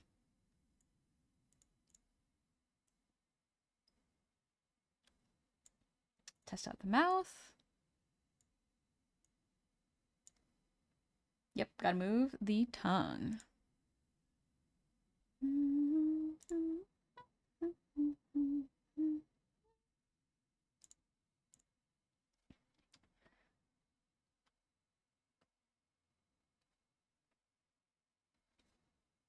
What the?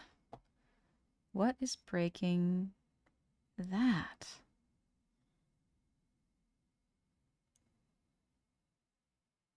What is... Oh, I see. Okay. It's because it hasn't moved in... This is what I mean by, like, things can get really complicated with models. Tongue, top teeth, all mouth, bottom teeth, outer mouth. There we go. So that's the tongue. Tongue out XY has to be adjusted here. Because you will see the tongue is what's breaking it here. So we want to adjust that.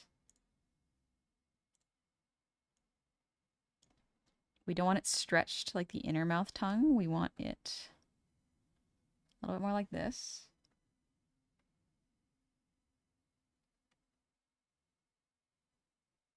Okay.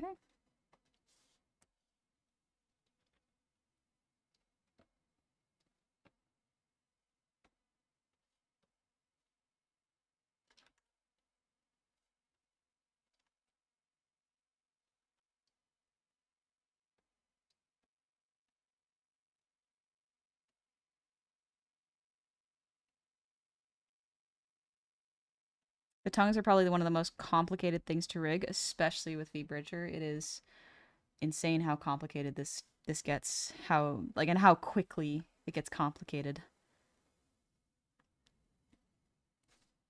I despise it.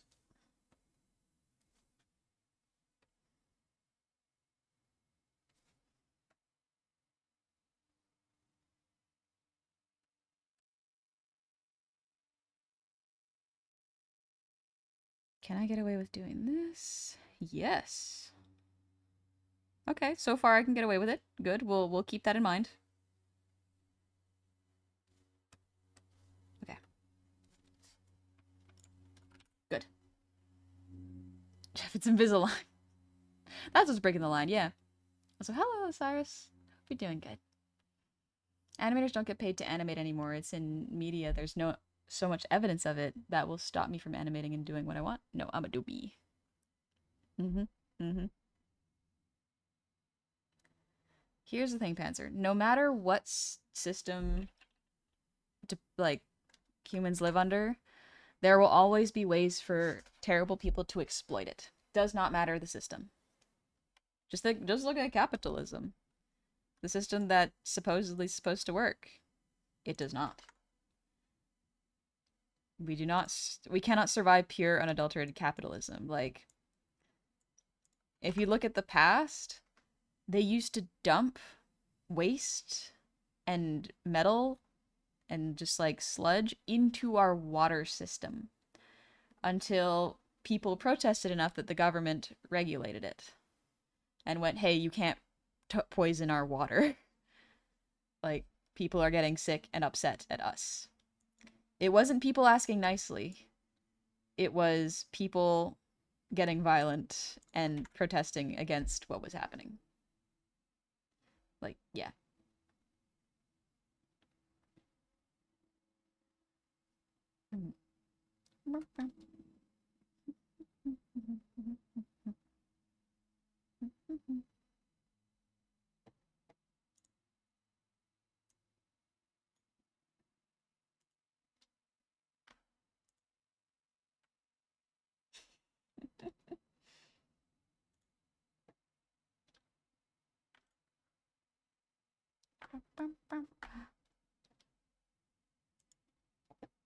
Let's see. Sorry, I'm just trying to check the layers. Make sure it moves properly. I think I want the mouth to move a little bit more. Like, where is it? Sorry, I've gotten to my focus points where I'm like, ooh, yippee, model rigging. I've always wanted to go to an Oktoberfest. Ooh, I need friends to go with because it doesn't sound fun alone.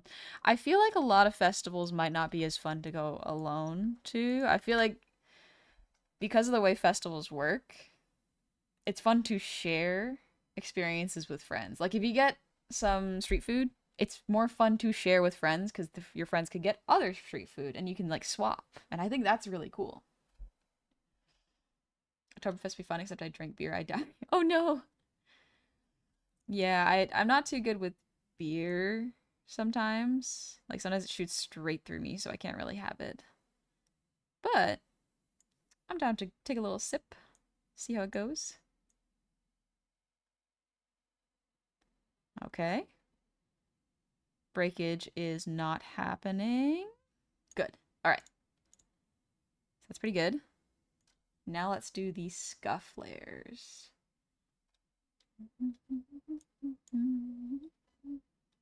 Why is my brain doing alouette, gentille alouette, alouette, gentille plumarée? It's like, why? Why, honey? Please. Ever had Radler? Beer mixed with fruit juice. Ooh. That sounds good. Yeah. I haven't had that before, but that sounds really good. Because I like ciders. Ciders are kind of nice. Personally, my favorite is mead. Mead is real good. But I haven't found very much recently. The other one that's pretty good is Bailey's. Bailey's is one of my favorites. Something about cream and alcohol go so well together. Oh, soju's good too. Soju's very good. But yeah, drink responsibly, everybody. Okay, we want to get this scuff here. Mead gang. How many? We are shaking hands. Good taste. Good taste.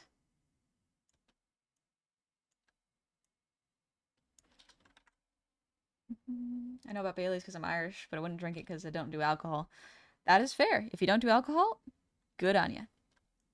The nice thing is nowadays there's a lot of non-alcoholic beverages you can drink, so that's great.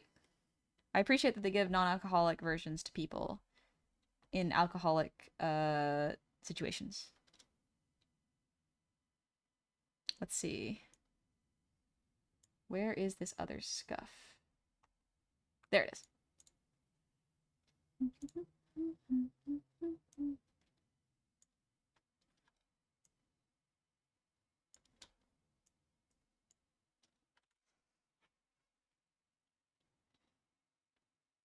Why are your hands so clammy? Don't worry about it.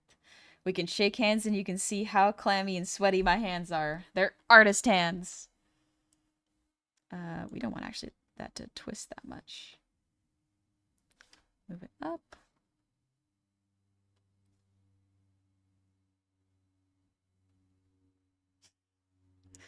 Y'all ever had clammy hands?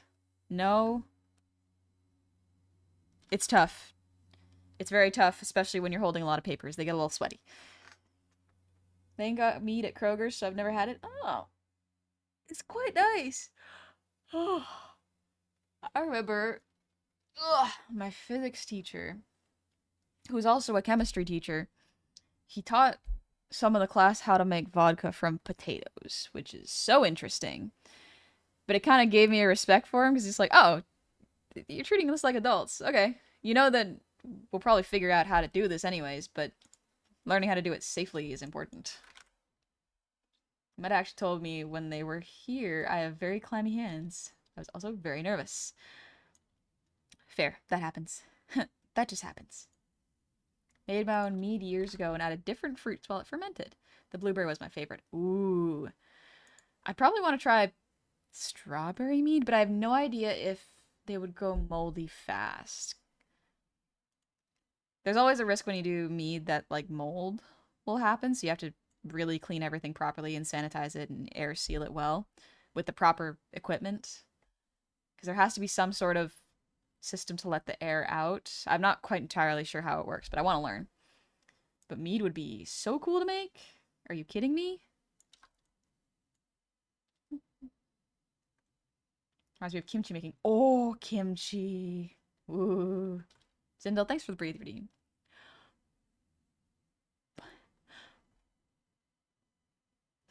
Sorry, Rachel, I'm using Live 2D Cubism. This is for making VTuber models specifically. My grandma used to make kimchi from scratch in a big red bowl. Best stuff ever. Oh, That sounds so good. I want to learn how to make that. I feel like that'd be such a good skill to learn. Learning how to ferment foods.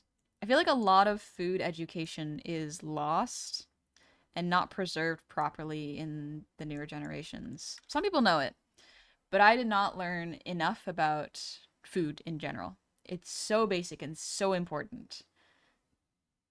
There was a guy back in college that wanted to make meat out of beehive growing in the back of his porch sofa. Can you do that? Can you do that? Huh. Made salt ammonium in chemistry class. That stuff gives salty licorice its flavor. Oh, salt ammonia.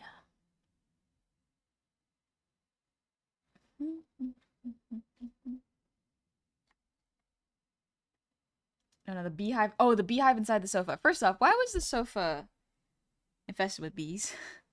Like, was it in the house or outside of the house? Honey's expensive. Gotta spruce it where you can, or source it when you can. I mean, I guess that's what people do. Yeah. Who's to say the beehive in your sofa is not as good as the beehives at bee farms? Who's to tell you that your bees aren't making honey the way they should be? They're doing what they can. I'm gonna have to figure out this ear connection. Like, how do I make this look like it's connected to the head?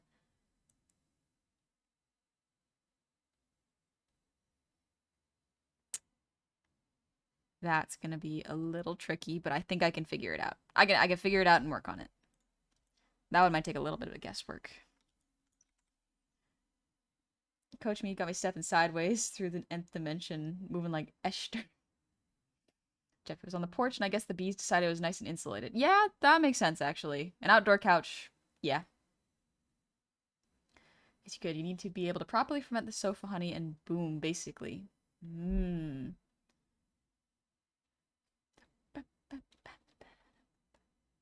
Let's change up the vibes of the music.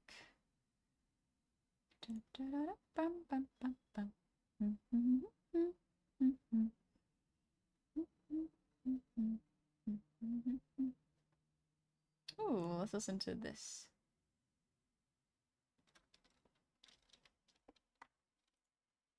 It's a little bit of upbeat music so that my brain doesn't fall asleep. Because now we're getting to the non-sleepy hours.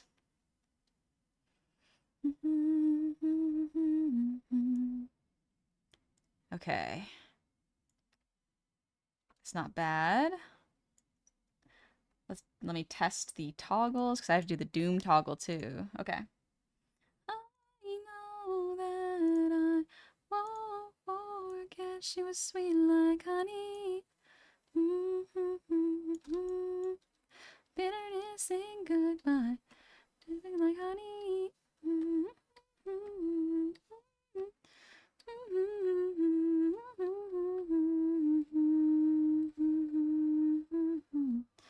Looking for honey, like she stings, like she means it. She's mean and she's mine.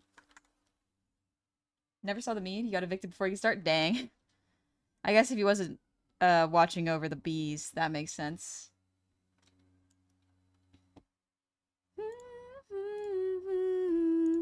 Easy to get. I know that I won't regret.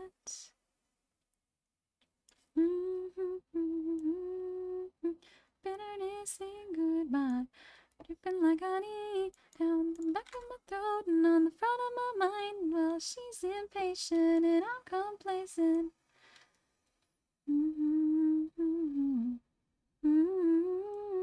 She stings like she means it. She's mean and she's mine.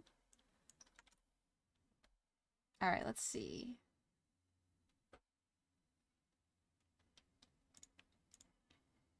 That's pretty good.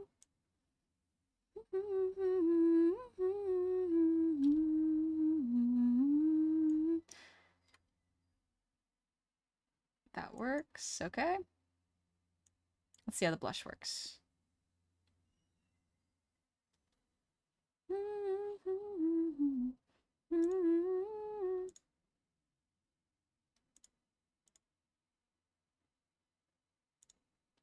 Gotta do anger as well, so let's do that.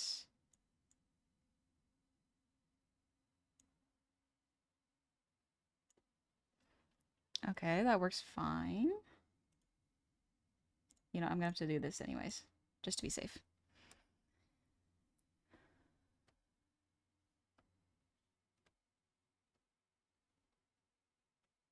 There we go.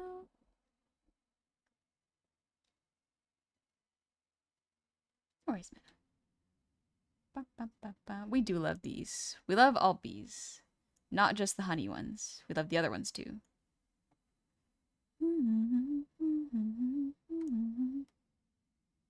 Alright, Scuff is pretty much done. Angry's there. The blush needs to be adjusted though.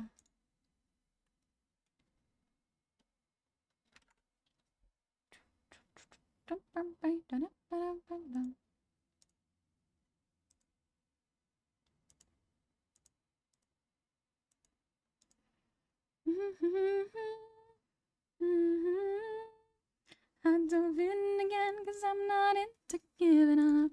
Could've got the same rush many lovers touched. Blush XY. Also, Sunshine Silky, thank you for the raid. Welcome on in, raiders. I hope you're doing well. Ooh, you're playing Star Wars. Knights of Old Republic 2, The Sith Lords. I have never heard of that one. There's a lot of games I'm realizing I haven't heard of. Mainly because I don't play games as much as I would like, personally.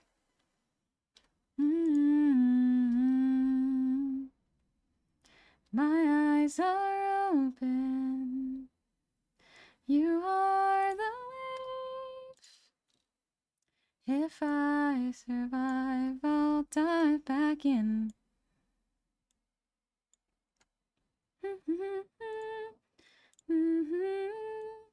I'd go further out to see what else is left of us. Gonna find the deep end for a little ocean and drain the fantasy of you head first into shallow pools. And I wonder, is it better to get it over with?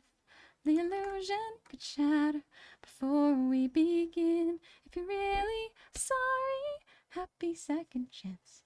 I think I could forgive, but this time you won't leave me sinking. Doing Super, it's a very good series that they are doing a remake for. Oh, okay, it's like a remake. Nice. I'm glad it's going good. I still haven't played any Star Wars games. I got Star Warsed out after the movies, which is like, that happens, but that's okay. Maybe I'll get back into it. Hi, Burning Paper Giant. Dive back into, dive right back into you. And now I know you, now I know you. Now that I know you, dive right back into you.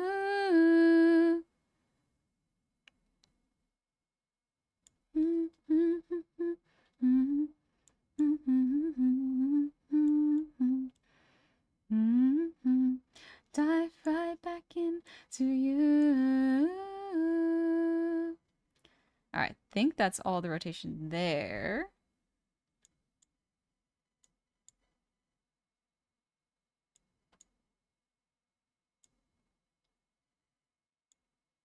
Okay, decent, decent.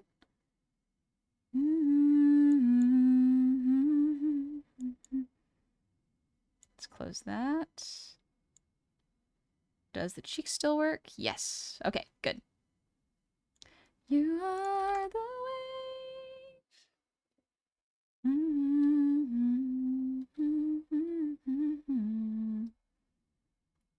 I'll dive back.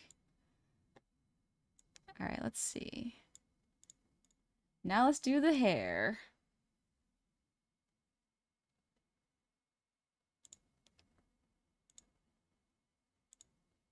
Oh boy, the hair rotation. Okay. We got this. We got this.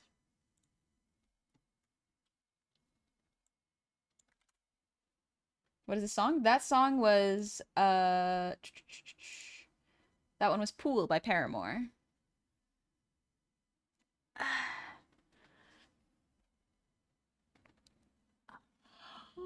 Is this like a remake? This song sounds so familiar. Is it like a Britney Spears song? It's called Walls Could Talk. Sounds like a Britney Spears or a Backstreet Boys song. Maybe I'm wrong.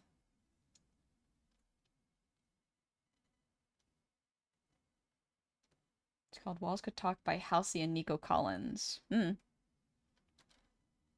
Love that hair. Yeah, this hair is really cool. It's my job to make sure it rotates good, so that's what we're doing right now. So the fun thing is I can't mirror this hair on the other side, so I have to do it manually.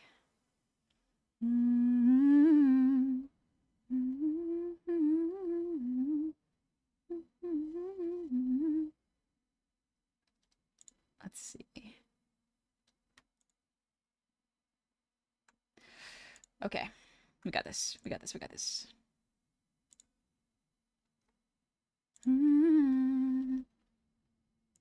So the thing with asymmetrical models is they take longer because you have to make sure they rotate good, and you can't just duplicate the or mirror the sides.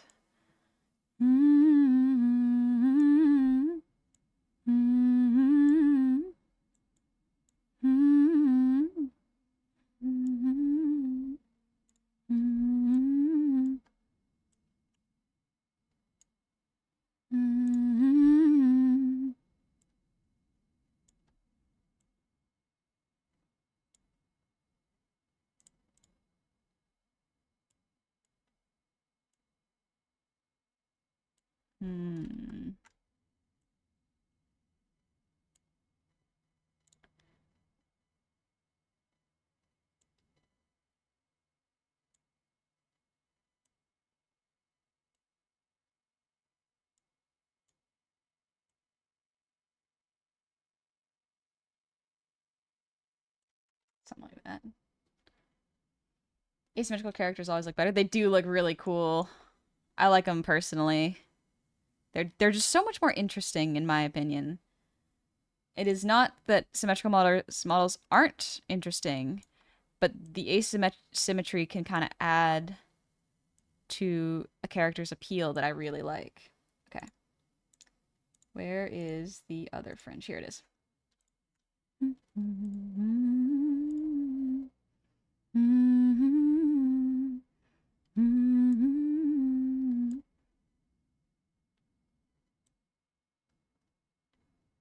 I recommend old Rebel Strike Rogue Squadron series for Star Wars dogfight games. The only Star Wars I might have recommended as a game was Star Wars Jedi Fallen Order. I guess the new one I haven't played yet is Star Wars Jedi Survivor. Oh, I see. Okay. Let's see. Here, 4. Let's move this in a little bit.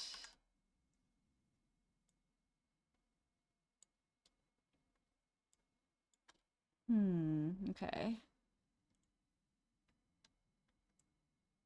If I move it even more. A little more. Just to add to the rotation a little bit.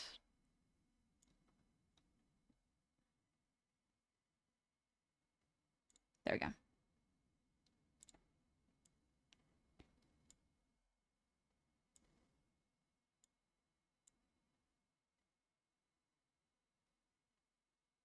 Does that help? Might not. So maybe.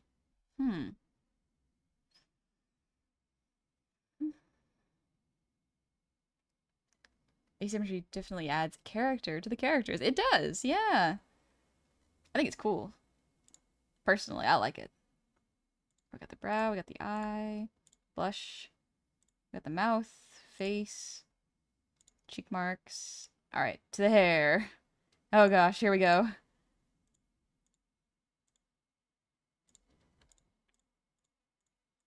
All these hair deformers. Oh gosh. Okay, we got this, we got this, we got this.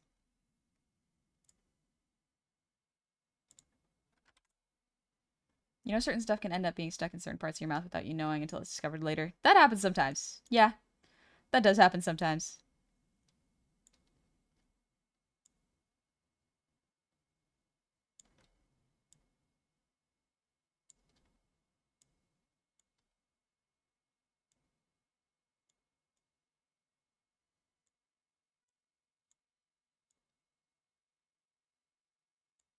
I love seeing the pieces come together like this.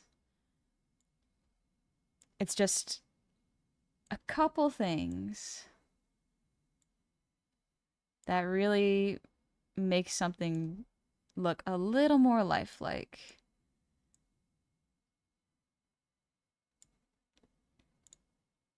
Making models is so cool.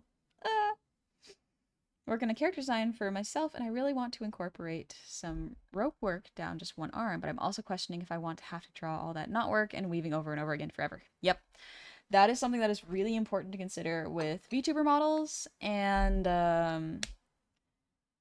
character designs in general. If it has to be redrawn, animated in a comic, whatever.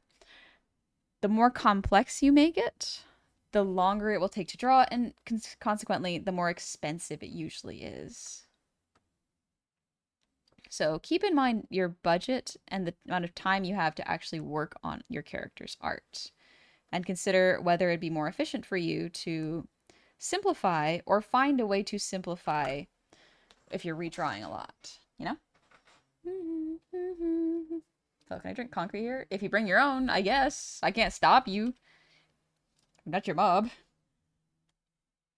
Think it through. I'm in love with the thought of you.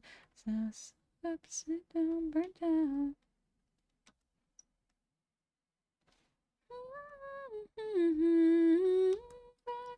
Red wine supernova falling into me.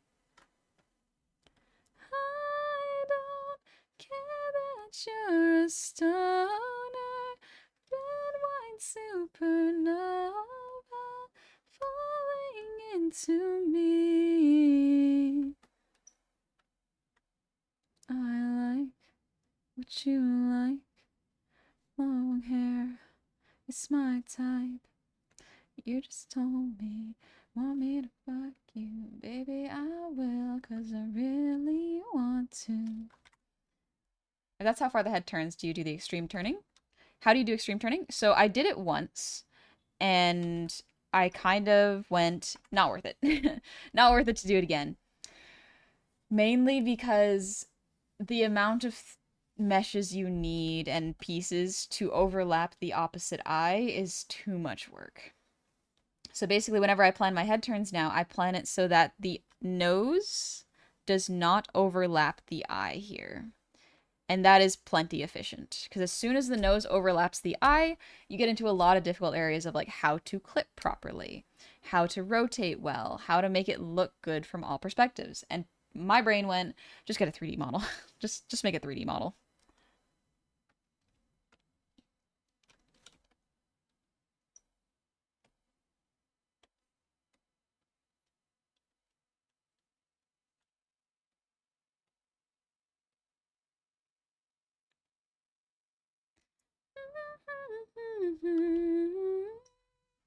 Red wine supernova falling into me. Come for the art, stay for the art, and the sing-along. Thank you. Do I pin the model artist? Oh, yes. If you could, that'd be great. Falling into me.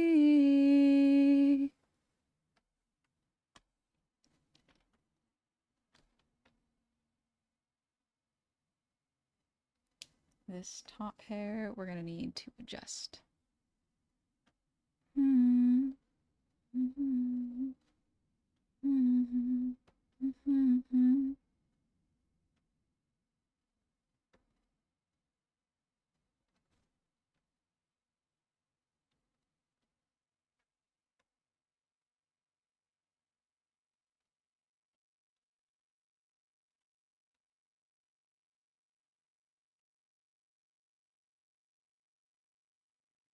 Okay.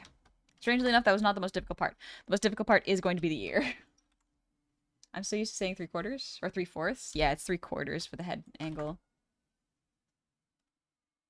Solid 135-degree rotation. So not full 180, but more than the standard 3/4. Yeah, it's about 3/4. That's the aim. I try to push it a little further if I can, but sometimes I don't always get there.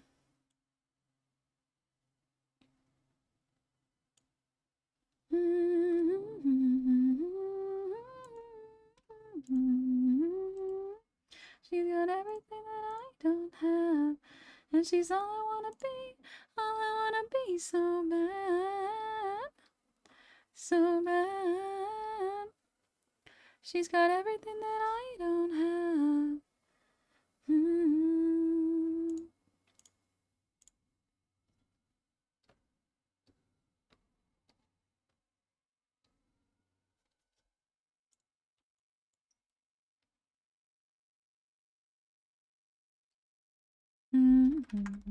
I'll just save your progress. Yeah, good idea.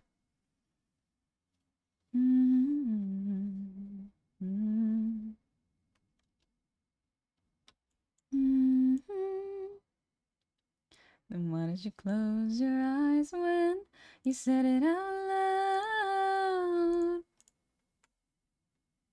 I forgot the music video does this.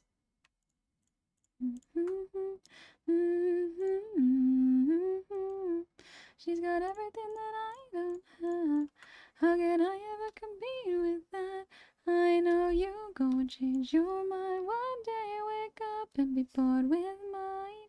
She's got everything that I don't have, and she's all I wanna be, all I wanna be so bad.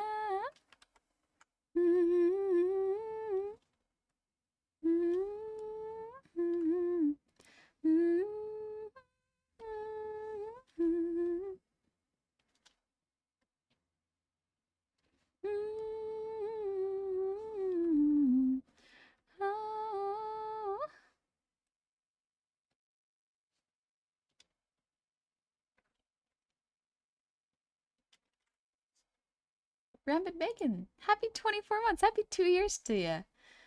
Biddies for the biddy god, shinies for the shiny pile. Yippee! And Chaos Tyrant, thanks for the posture check.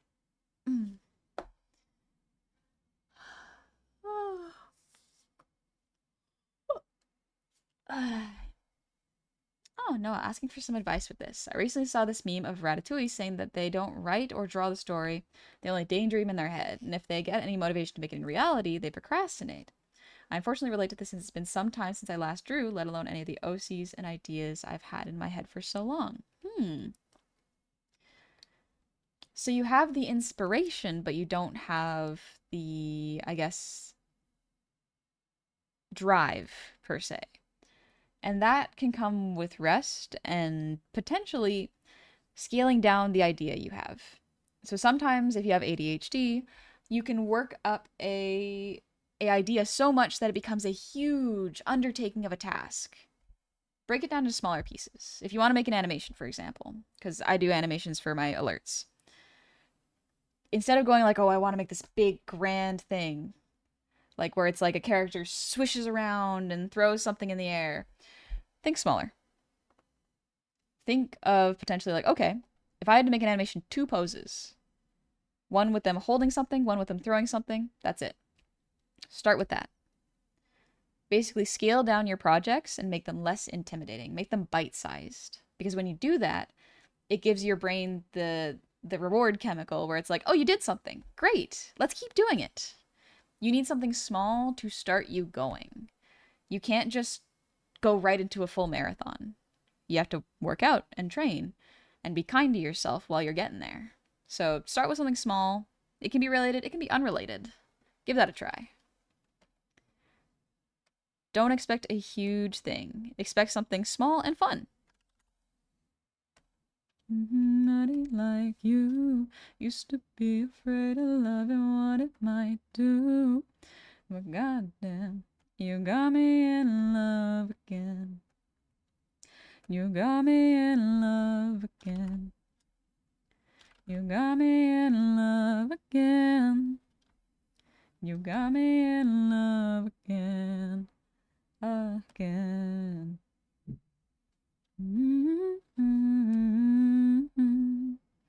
Yet I would take my broken heart to the grave. I'd rather die than have to live in a storm like before. But goddamn, you got me in love again. And I never think small. I either can do it or I cry. I think that can be tough when you have a either do it or don't sort of mentality. That's a very broad stroke and way of saying it. But one of the ways you should probably reframe it is, yeah, try. Do it. You can try to do it or don't try to do it. Either way, it will be done, you know? The do or do not, there is no try, sometimes works. Sometimes works. But it can lead a lot of people, if you're not careful, to the, well, if I'm not going to do it well, what's the point in doing it? And it's like, do it anyways. Do it anyways, because the effort will push you to the next stage of maybe doing it the way you want. In my experience, the main reason you procrastinate is because you are scared of not being able to make it as good as in your head. What helps me is screw it, we ball, make it nasty, let go of expectations. Yep. There is a level of don't worry about it, just do it. But sometimes if you can't get past that, do something small. Do it small. Like, you don't have to do it good. You can do it bad.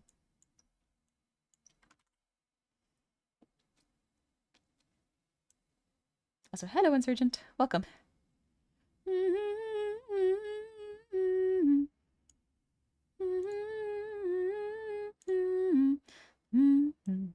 You got me in love again. You got me in love again. You got me in love again. You got me in love again. Again. Gotta do the hair too.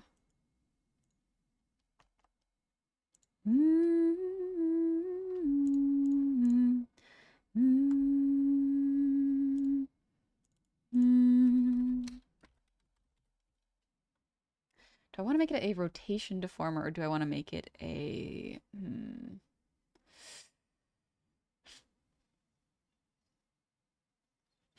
Yeah, let's make it a rotation. Well, do I want to make it a rotation deformer? Yeah, let's make it a rotation deformer. Deformer. I could buy her so much stuff. It's her craving, not a crush. Call me when you're there. Said I bought you something rare, and I left it under Claire. And now she's pulling up the stairs, and I'm pulling up a chair, and I'm pulling up my hair. Baby, I think you were made for me. Somebody write down the recipe. Been trying hard not to overeat. You're just so sweet. I'll run a shower for you like you want. Clothes on the counter for you, try 'em on. If I'm allowed, I'll help you take 'em off.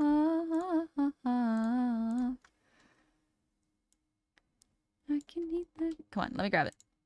Let me grab it. She might be the one. Why can't I grab it?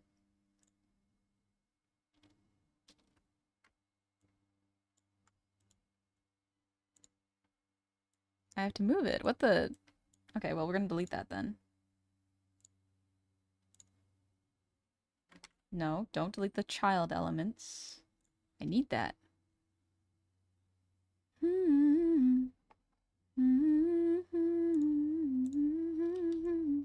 So yeah, I need to get this to the top here so it can rotate properly. Why won't it work? Headlights on the deer. Is it locked? Did I lock the deformer? What did I do? Sometimes stuff like this happens. Okay. Oh, that's why. I was on the wrong selection type. Yeah, there we go. That works.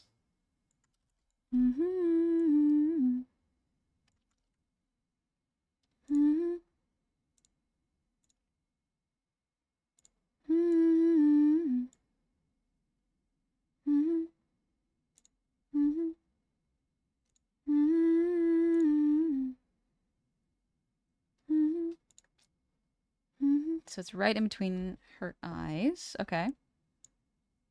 So we want to move this up.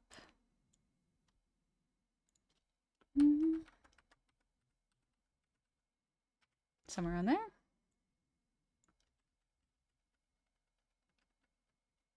There we go. Okay. Now the braid moves with the head. Perfect. Even if you don't see the braid when it swings around, you are going to see it, so it's important to rig it.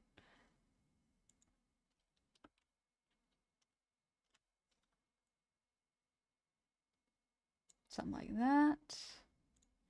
So now with the body, maybe a little bit in this way. There we go.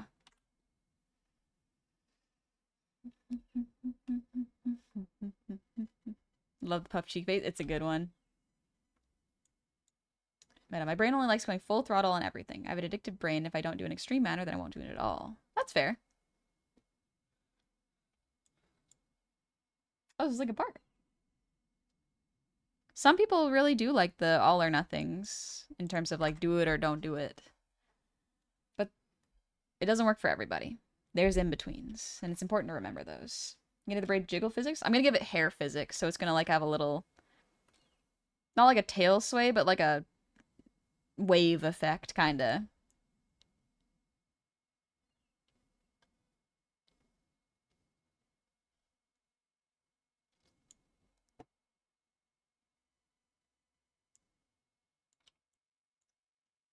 There we go. Okay, not bad.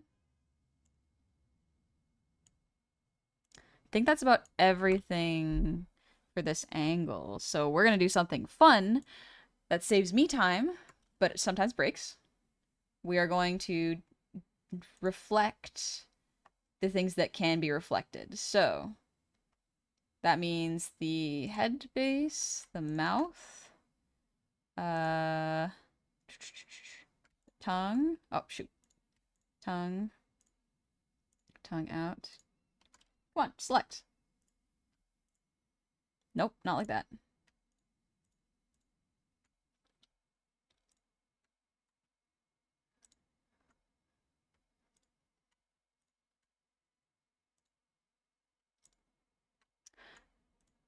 Come on. Select properly. So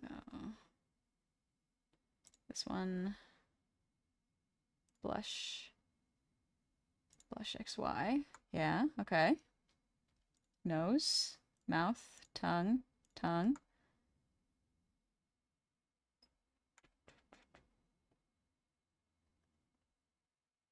Outer mouth, okay. Yeah, that's fine. Face. Head shadow, okay. And I think that's all I can mirror because everything else is asymmetrical. So, we don't do braid. Please tell me I selected them all. Okay, good. And then we're going to go motion mirroring. What do you mean? Okay, so maybe we won't do that one.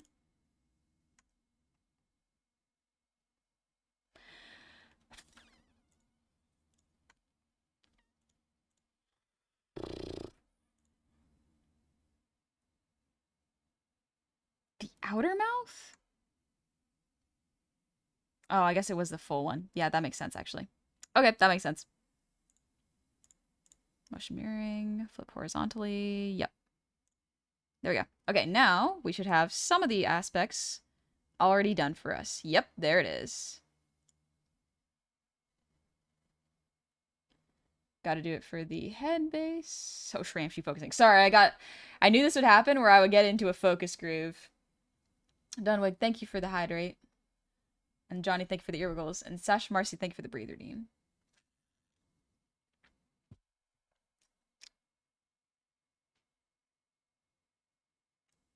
Didn't know Linkin Park's had a female singer. So Linkin Park didn't used to, but their lead singer passed very tragically. And then the new singer, she does great. Her voice is wonderful. But yeah, little ear wiggle.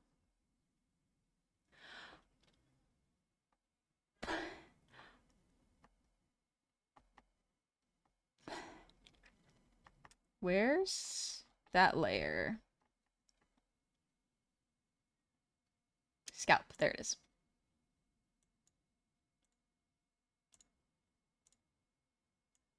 There we go. Good stuff.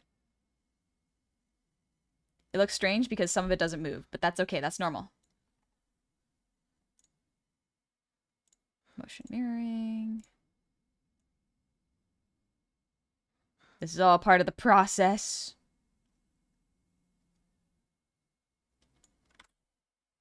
Okay. Whew. Hello, Kaito. I hope you're doing well. No, I think the other part is that I felt bad since I had free time, but haven't used that time to draw what I want. Thanks for the advice. I think after telling this, I've gotten some motivation to draw again. Good. I will say, just because you have free time, don't feel like you have to be productive. Your free time is yours to do what you want, whether that be being productive and learning or enjoying yourself and watching a movie or just eating something good. You do not owe your free time to anyone but yourself.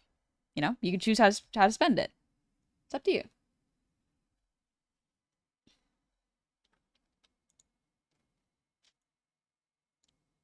All right, here we go. Let's do the eyes. Then we'll do the hair. And then we have to do the corners.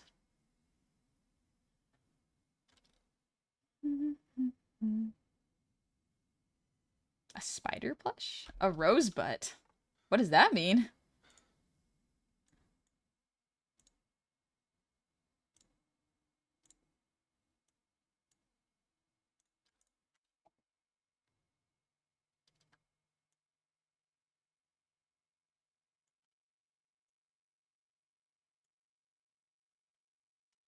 Stream monitor? Alright, I'll check it out.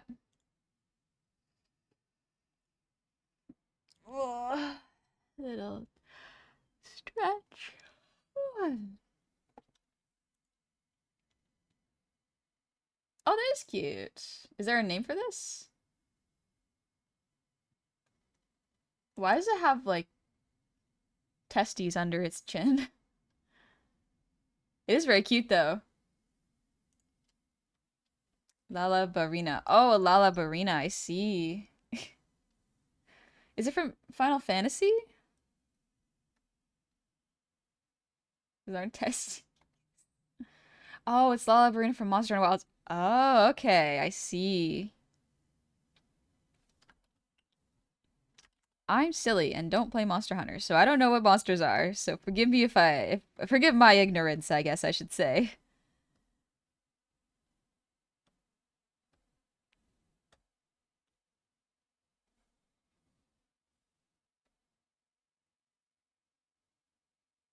There we go. Back to work for me. Ooh. Hope you have a good time at work, Insurgent. I've been thinking about playing Monster Hunter Wilds, but I'm not sure if I want to commit to a new game right now when I'm doing so much art?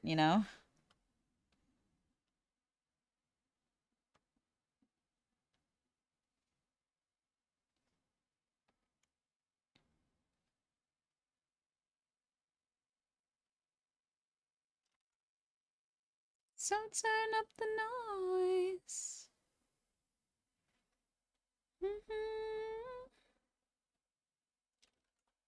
Running with the boys. Your hand in mine.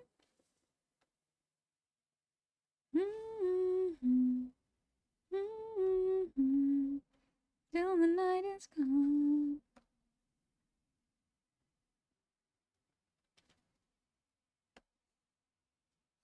Just like the old times.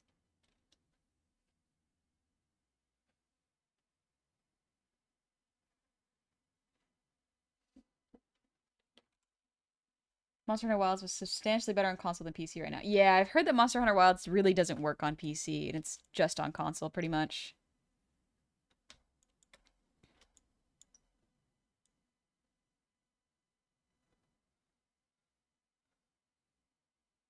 Oh, you know what I didn't do? That's why the nose looks so strange. I didn't mirror that.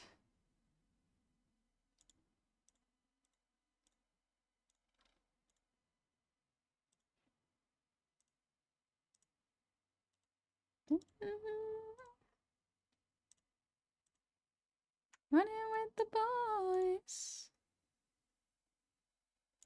Your hand in There we go. I think that helps a little bit. Till the night is gone.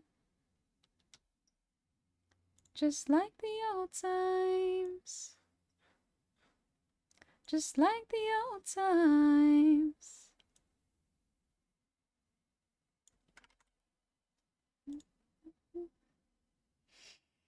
Monster Hunter Wild on PC is fine depending on your rig. Yeah, I guess so. Runs flawlessly on mine. They did run a few patches recently. I think my brain is like, I want to do indie games. I prefer indie games right now. They're just so nice. They feel like they're finished a lot of the times. Like, most of them anyways. They don't feel like they're just upping graphics.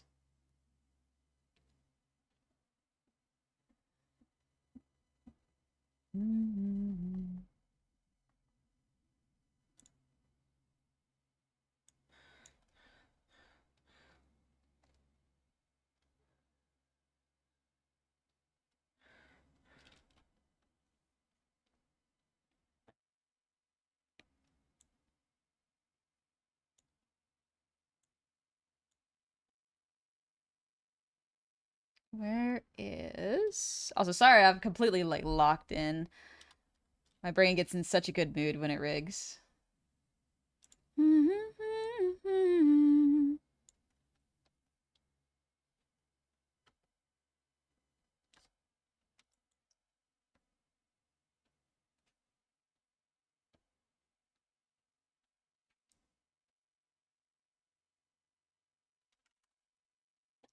It looks so cute. Thank you! Yeah.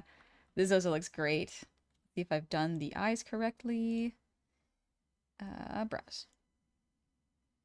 Okay, pretty good, pretty good, pretty good. Good stuff, good stuff.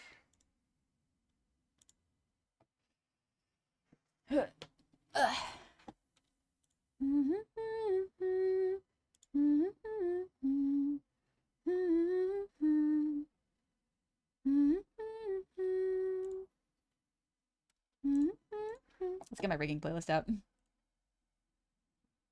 Any older games you're interested in playing, like emulating GameCube, PS2 era games? So I did not grow up with those games. I actually only fairly recently started playing video games, and my first video game was Dark Souls, so that's a different vibe.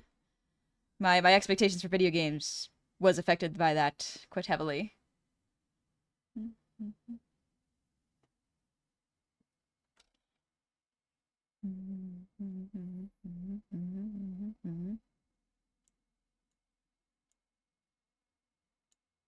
That works. Okay.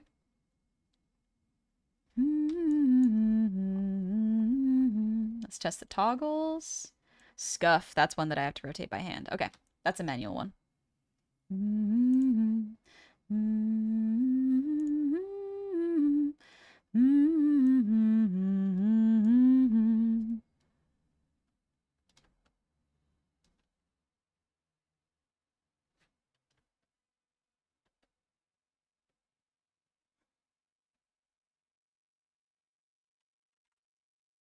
Emulators are a bit risky for PCs. There can be malware in them. True.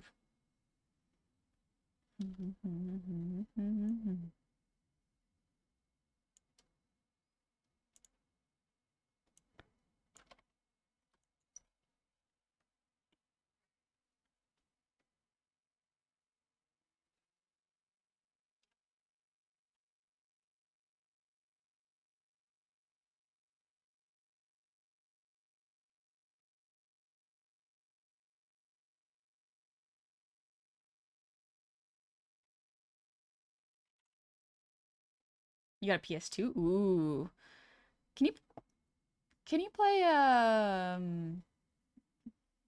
Colossus Colossus? I think it is. Shadow of the Colossus on PS2, or is it like PS3 and 4?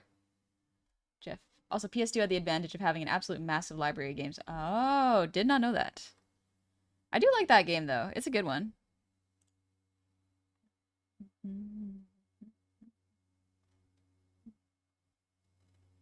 Where is the scuff?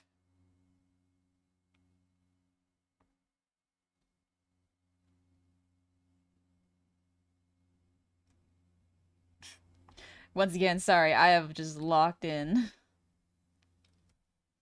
Shadow of the Colossus is amazing? Yeah. I haven't played Eco, but Shadow of the Colossus is really good. I very rarely play games when they come out. So I got to play the remastered version of it, I think. It was good. You played it? Yeah, I played Shadow of the Colossus. I used to have PS4. Not anymore. I don't use it anymore. So I got rid of it. But yeah. Bum, bum, bum. One thing I do miss about the PS4 is being able to watch Blu-rays, but at the same time, I just watch DVDs. Blu-rays aren't really that important for me. Where did I put the base head? Scalp, there it is. Okay, jeez.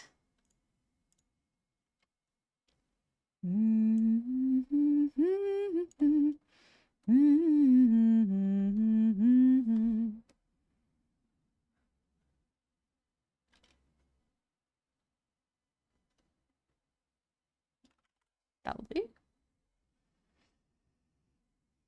can play DVDs if you get PS2. Maybe. I do have a DVD player. The main thing is I want to get a new TV screen because mine is old. It's like a Panasonic Viera, which is ancient. I think it's like 2008,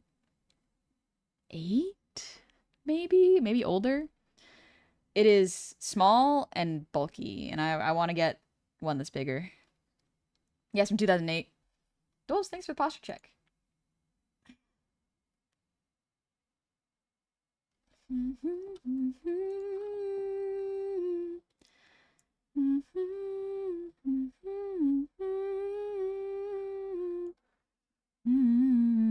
You know I'm the type, time to risk my life, not afraid to die, time to make you cry, time to put a vice all up on your head, do just what I said. My voice is very tired because I've been trying to avoid the heat with my AC unit. My voice is just dry, which sucks. I want to be able to sing again. It was fun. I like it.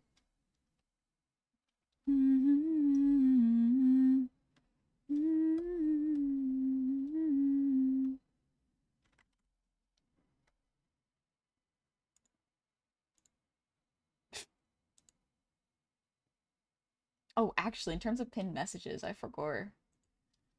Nah, never had a soul. Do we take another from me when you go? Nah.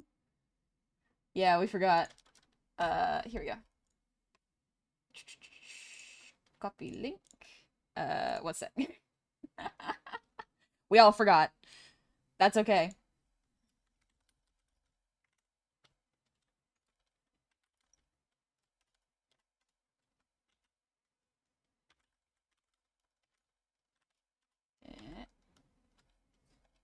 Here we go. There we go. That works. My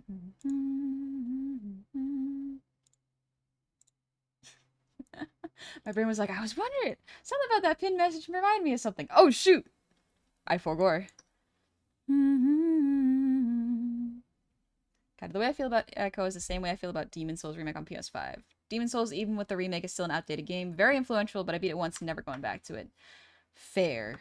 Fair. I don't think I want to try playing Demon Souls because I like Dark Souls and I can acknowledge that it is clunky in some areas, but I love it despite that. And to hear that Demon Souls is more clunky makes my brain go like, maybe I don't want to try it. Maybe I don't feel like it.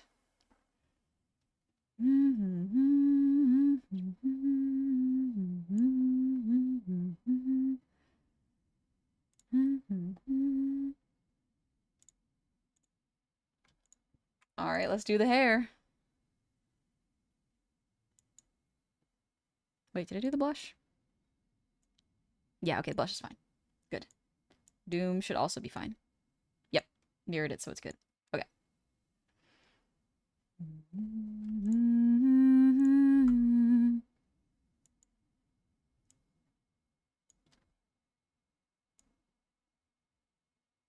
Right about there.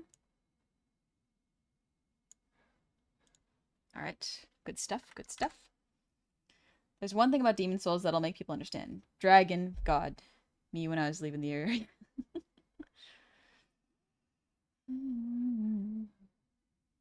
Yeah, there's a bunch of games where I'm like, they are very cool and influential. I don't know if I want to play them. I'm not sure if it would be a good idea for me to play them personally. And that's okay. Doesn't mean that they're bad, just might not be for me and my little baby sensibilities, you know?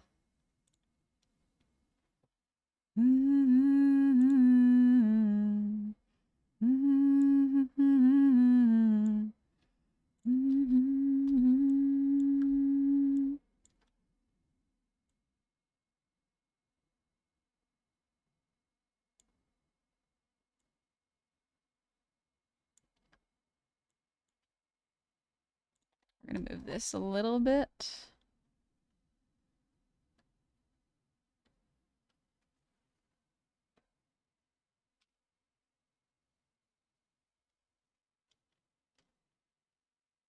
Just give the illusion of rotation a bit more.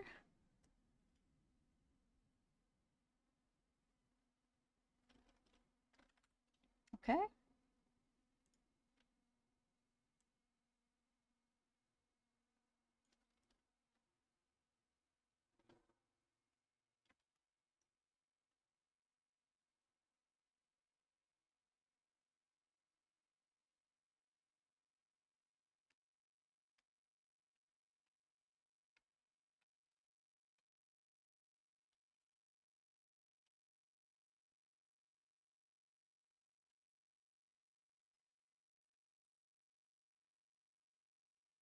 There we go. Okay.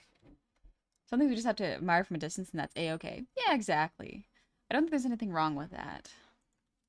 Some games I feel are timeless. Like, to me, maybe I'll eat my words in the future, but I think Hollow Knight is a timeless game, in my opinion. Hollow Knight is one that I think will withstand the test of time, personally. It is so well designed and so sleek and smooth that I think it'll last a very, very long time at the very least. No idea about Silksong. We'll find out, but yeah.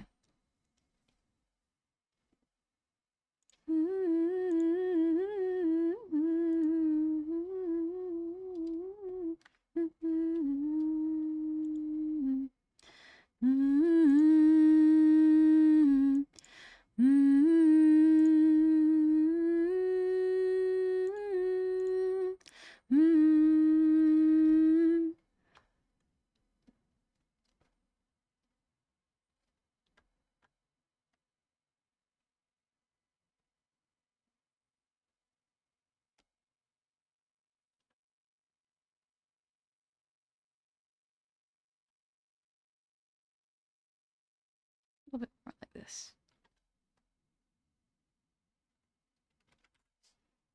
Like Zelda Wind Waker came out in 2002. Still looks amazing as long as you up the resolution a little. Dishonored is a personal choice for timeless. It's just well designed, even if the graphics look a tad scrunkly. But the stylized look helps with that too.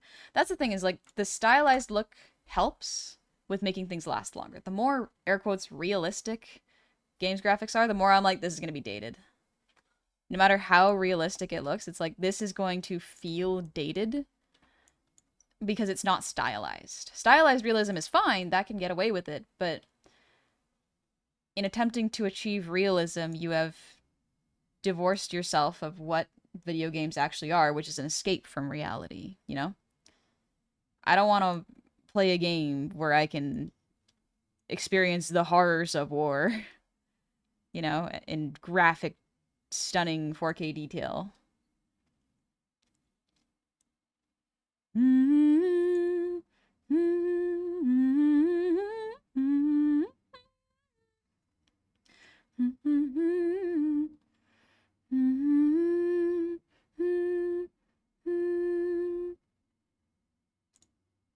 Let's see.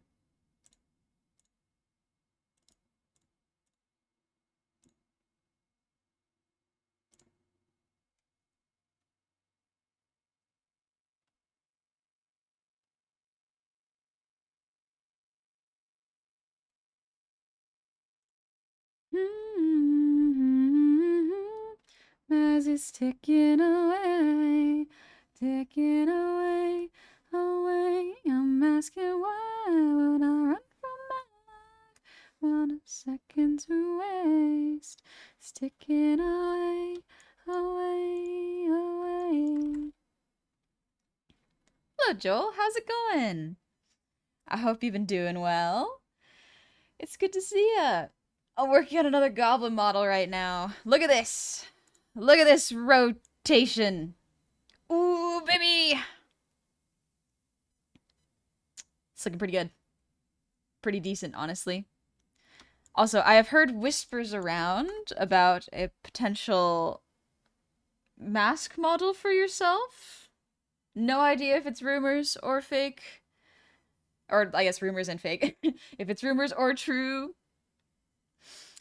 But could be interesting. Just saying. Another joins the God Pact. Another one joins. We become more. Soon enough, we'll be able to take over the world. Just with sheer numbers at this point, honestly. It's true? Oh, wow, actually, whoa. Did not know that. Curious. Curious about it. First me debut in 2 years. Yeah, like this angel model here, I've had for over a year and 3 months, and my brain is already kind of panicking and going like, I want to make a new model for myself. I want to make a new model for myself. Please, please, please, please, please. And I'm like, chill, homie, chill. Calm down. It's fine. It's okay. But yeah, ooh. I'm always excited for Joel debuts. Joel, in case y'all have not seen Joel's events, they are insanely well planned and insanely creative. Like the game that chat could play with chat's models it's so cool. It's extremely cool. It takes so much more technical knowledge than I can even fathom. So props to you. That's so cool. I've had a male and a monster in the works for so long. Oh my gosh, yeah. I have so the next model, because I have 2 models in the works. Over ambitious, I know. But one of the models has been like 4 years in the making since its inception. And part of the reason is because I knew my style would change by the time it happened. And the rigging technology also changed so much that I'm like, okay, there's so much learning that needs to go into this. I can't make fun of you, I'm the same. Oh boy, one of us. But yeah, it's very fun to make new models and learn how to do it. The fact that I have learned so much more, and the technology keeps changing. Live 2D keeps updating, and it's a constant race between Live 2D updating and VTube Studio updating now. The beta has so much cool stuff, but VTube Studio just can't implement it right now. So it's a matter of time until we can do really cool stuff like overlay layers. Or, I guess, for rigging artists, different mirroring tools for setting up art meshes, which you may not understand, but that's really, really mind-blowing, honestly. But yeah, if y'all would like to see some very, very cool, very, very cool content creation, I highly recommend checking out Joel. Joel is very chill, very fun time, and also is a excellent host when it comes to having guests. Always makes you feel really welcomed and comfortable. It's a wonderful time. If it was just models, I feel like my life would be easy, but no, I need lore. Same. My brain is like, I've done models for so long, but I haven't done lore. I've neglected the lore side of things. So maybe this time I'll try lore. And my brain went over ambitious. And I was like, am I gonna do this again? Am I really gonna do this again? Probably. Probably. You're always gassing me up. Because I'm right, and I should do it. I'm saying the truth. Joel is how I got addicted to the Invicta Boys. Oh, yep. Mm-hmm. It's a lovely time. Joel is Joel is one of the people who I trust very much to understand that when a content creator doesn't have time to do a collab, they'll be cool, you know? My brain is always paranoid where I'm like, I'm so sorry, I'm busy, I have so much going on behind the scenes. Can we reschedule and like plan it for later? And Joel is always really cool about it and very understanding, and that takes so much pressure off of me, and I always appreciate that. Honestly, if I were to do another porcelain parlor or even a collab with another person, I would want it to be after I finished the next model iteration because until then, I am just swamped trying to meet this invisible deadline that I have given myself because I can't have things in production forever, you know? You can't have a project in production hell for too long and hype it up for too long because otherwise the amount that people expect will exceed the amount that you can do, and it's a constant balance of making sure you're not over promising and overhyping. Never worried about it. Everyone's got their own business. Yeah. There's a lot of really cool content creators who I have unfortunately just not been able to communicate with the past summer because so much family stuff happened.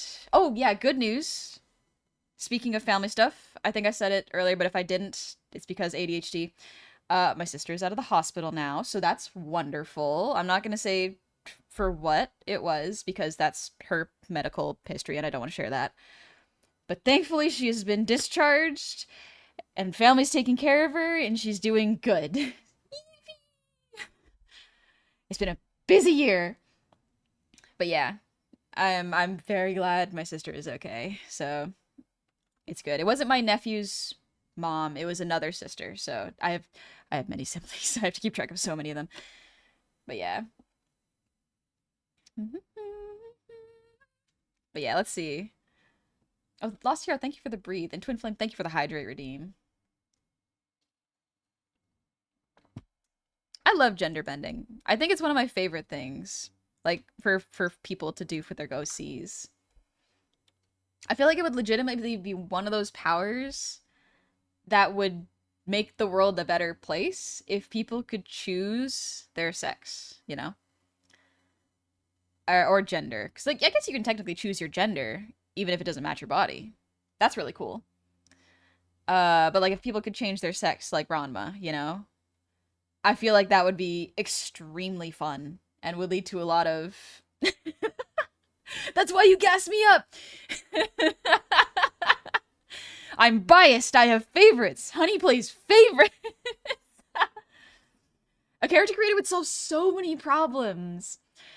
And I feel like a lot of discrimination between gender would and sex would be solved if people could customize. And that's kind of what we got nowadays. It's just a longer medical process to do that, you know?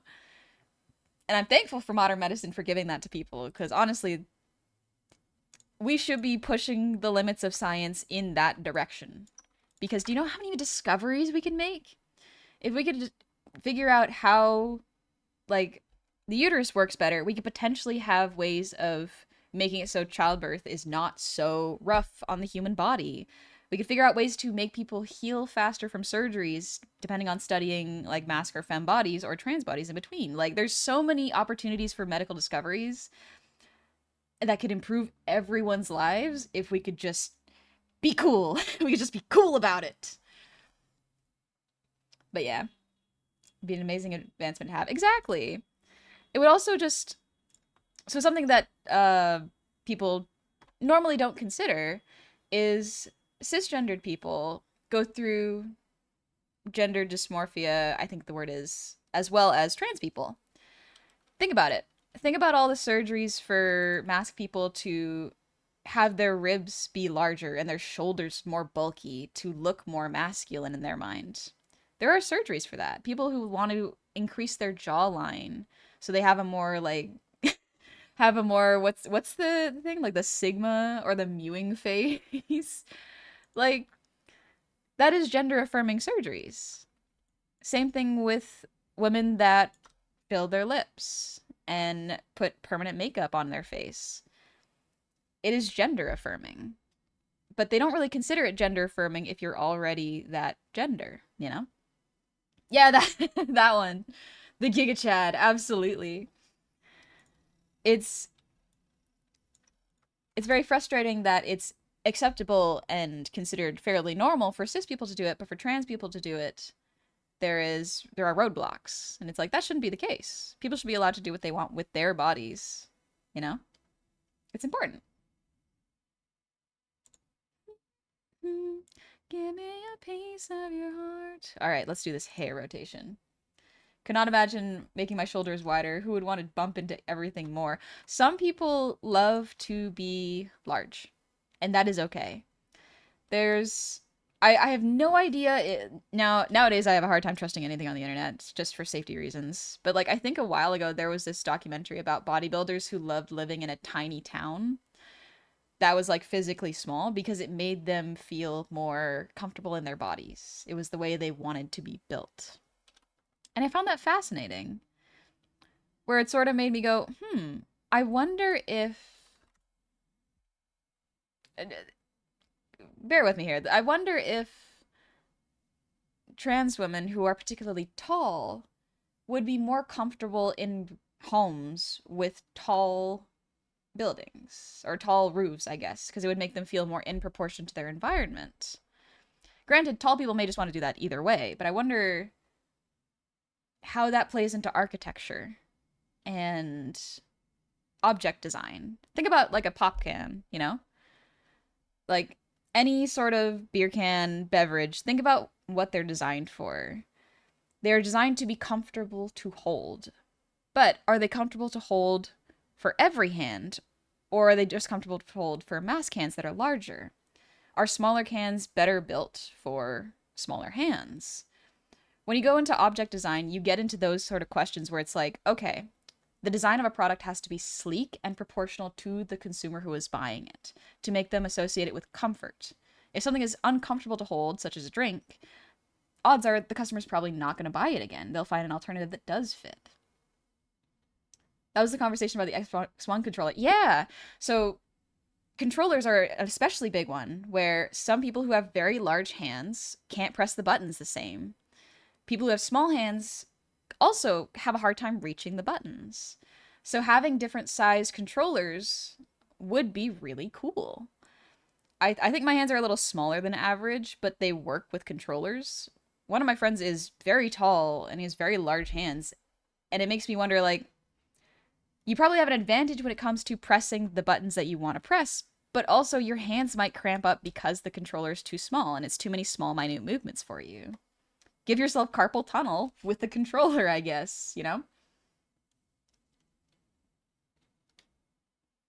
I'm 6'1" with a belly and I work with electrical supplies that weigh 27 pounds at minimum, so I'm like the big piggy dude from Overwatch, but not built as round. Yeah. The I think a lot of it comes down to accessibility. And unfortunately, a lot of companies don't like the idea of accessibility unless it's profitable, you know? Unless they can break into a market that doesn't exist that they think is profitable, which sucks. Accessibility is something that is important for everyone to have. I'd like to live in an accessible world.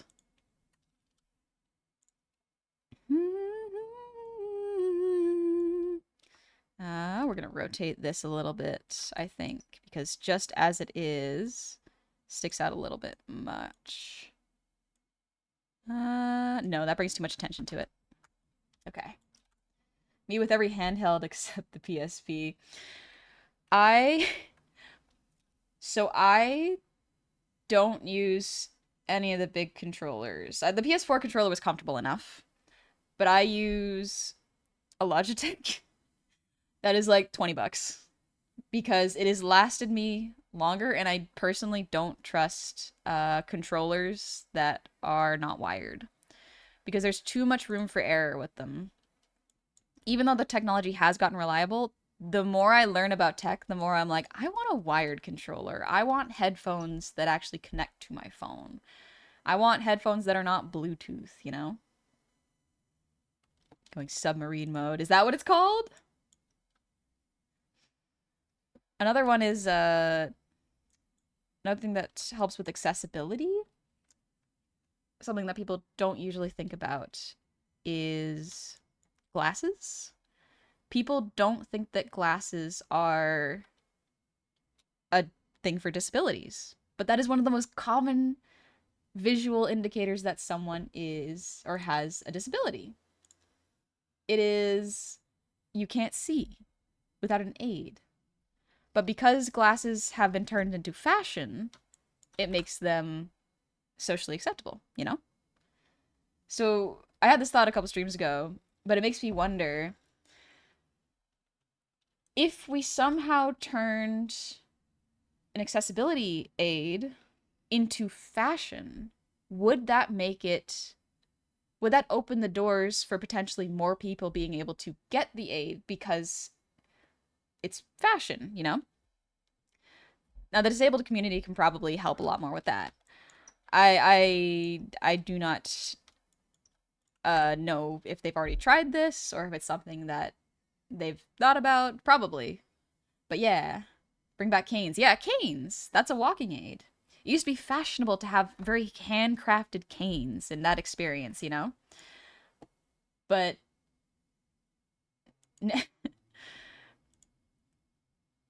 but I wonder if like wheelchairs, potentially like breathing apparatuses and such could be treated as fashion and become accessible and cheaper, or if that would make them inaccessible, you know? It's just something that I'm musing with. Would like to make the aid cheaper now that it happened with eyeglasses. There's also like hearing aids, you know? But at the same time, there I think the deaf community has different, like every community has different things to worry about. Some people in the deaf community would much prefer to not have hearing aids, rather they would like to learn ASL, and I'm like, that's fair. You know, it's your disability. You do what you feel is right for you. Okay, that hair. A lot further. Even further now. I think it would be more fashionable things would be expensive, at least while they're in fashion. Treating AIDS as fashion kind of makes them trivial and people will take them less seriously. Yeah, see, like, the other thing is, like, different AIDS would probably need different ways of fashioning them. I don't know. Like, it's just a thought that I'm kind of musing with, and it's not fully fleshed out. But if wheelchairs became more, air quotes, fashionable, would that mean that roads would start to accommodate them more? You know? It's all about accessibility and trying to figure out what it makes something accessible. We don't realize how inaccessible the world is until we live in it, you know? And experience it through the lens of someone who is disabled. Because everyone goes through periods of being disabled in their lives. Don't believe me? When you are sick, you are not able to take care of yourself or do work. You need to take time off to recover. That is a temporary moment of disability. When you're sick, recovering from surgery, broken a limb and have to rest it, that is a form of being disabled. Disability is not always a permanent status effect. It is sometimes a temporary one, depending on what the disability is, you know? Whether temporary or permanent, though, there should be aids for everyone to be able to exist and live comfortably.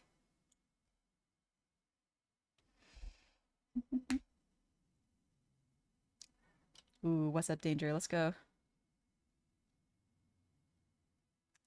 Is this maybe a little too far?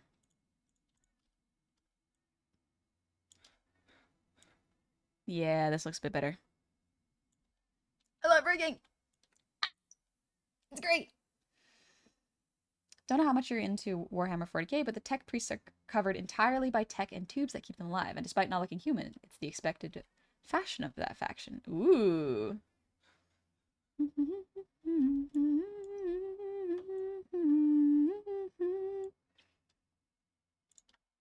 Okay, so this has to go out in general. Don't be a stranger. Alright, what's up, Danger? This one could probably move out a little more. Same thing with this one.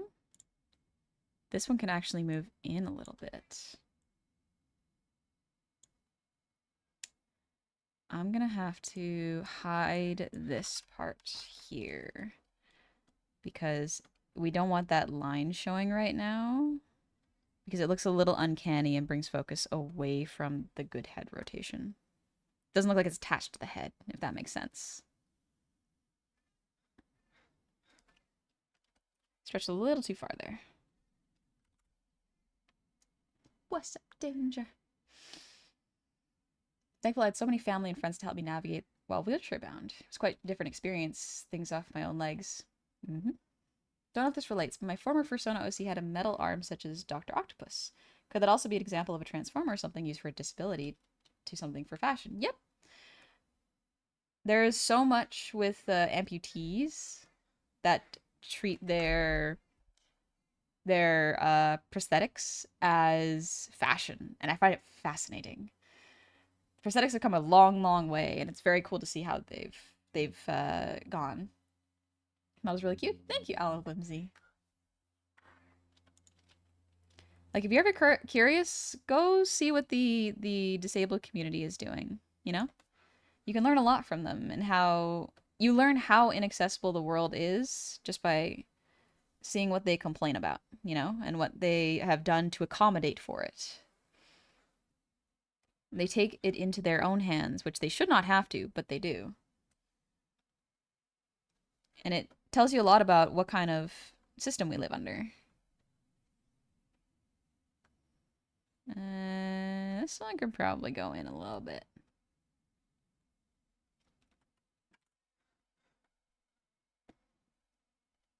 I hope soon we can have full active prosthetics that feel no different than having an actual limb.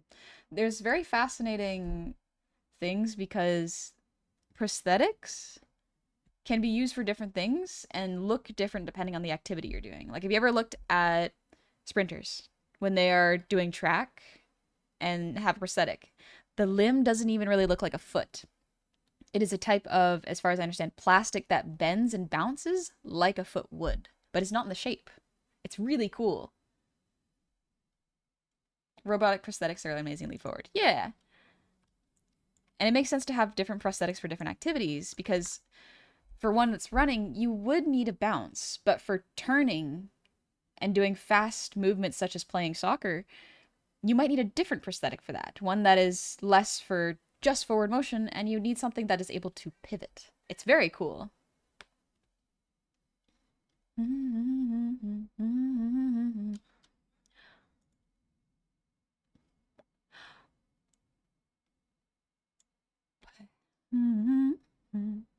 Jeff, I know I'd like my gun arm to have white porcelain and gold inlay. Yeah, it's so cool. You can do so much with it. I want to move this.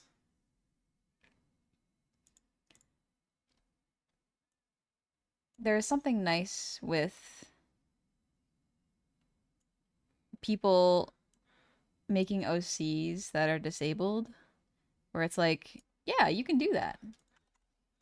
There's one argument where people are like, in this fantasy world, you can cure everything with magic. It's like, well, I don't, in D&D, I don't think those fantasy worlds are particularly well written because it sort of erases disability. And there's nothing wrong if someone who is disabled wants to play as someone who is able.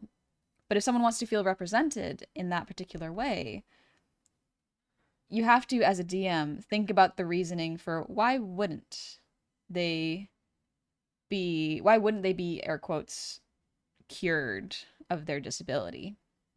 You know? Is it because the type of magic that does that is reserved for the rich? You know? Is it because magic only heals back a certain amount of time? You know? Is it because magic doesn't deal with degenerative diseases? It only deals with, like, flesh wounds, sort of things. You know? Stuff to think about. Those athlete-leg prosthetics make me think of what kind of tech we could use to assist disability and extend our lives if we just got past the need for everything to look human and super compact. The need for everything to look human or look a particular way, I think, holds us back quite a bit. Like, the need And part of it comes down to the beauty industry, which is just like, oh, it all comes back down to capitalism. Um, but people have a fixation with youth because I think for many reasons they fear death. They fear the end, you know, the finality of it all. And so they're afraid of looking like they are close to death or approaching it. But I feel like the more you're afraid of it, the more it rules your life. There is a level of be cautious, you know, and take care of yourself. But one day, your looks will fade. You will not look the way you want to. Your body will not move the way it wants to. But you still have to be gentle with yourself. Take care and train yourself while you are feeling that. Instead of resisting it, work with it, you know?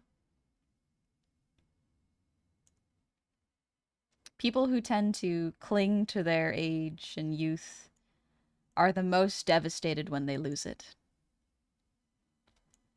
And if you're lucky, you will lose it.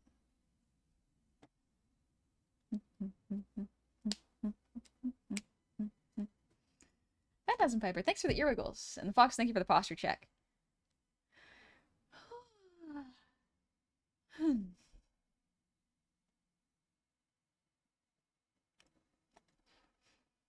Which Atelier had an interesting take on prosthetics. Healing magic is outlawed, so people use animated plants as prosthetics. Yep. I just started reading it with chat, so haven't got too far in, but it's good. No worries, Meta. You do what you gotta do. Getting older is a privilege. Getting older is a blessing, I think, depending on the person. Some people don't want to get old, and that's okay. But if you're gonna get old either way, why not enjoy it, you know? Enjoy the old age. Prepare yourself for it. I think this comes out too far. Yeah, that looks better.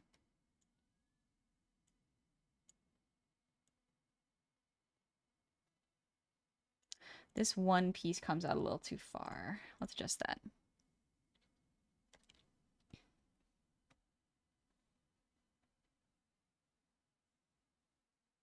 Okay, it moves this way.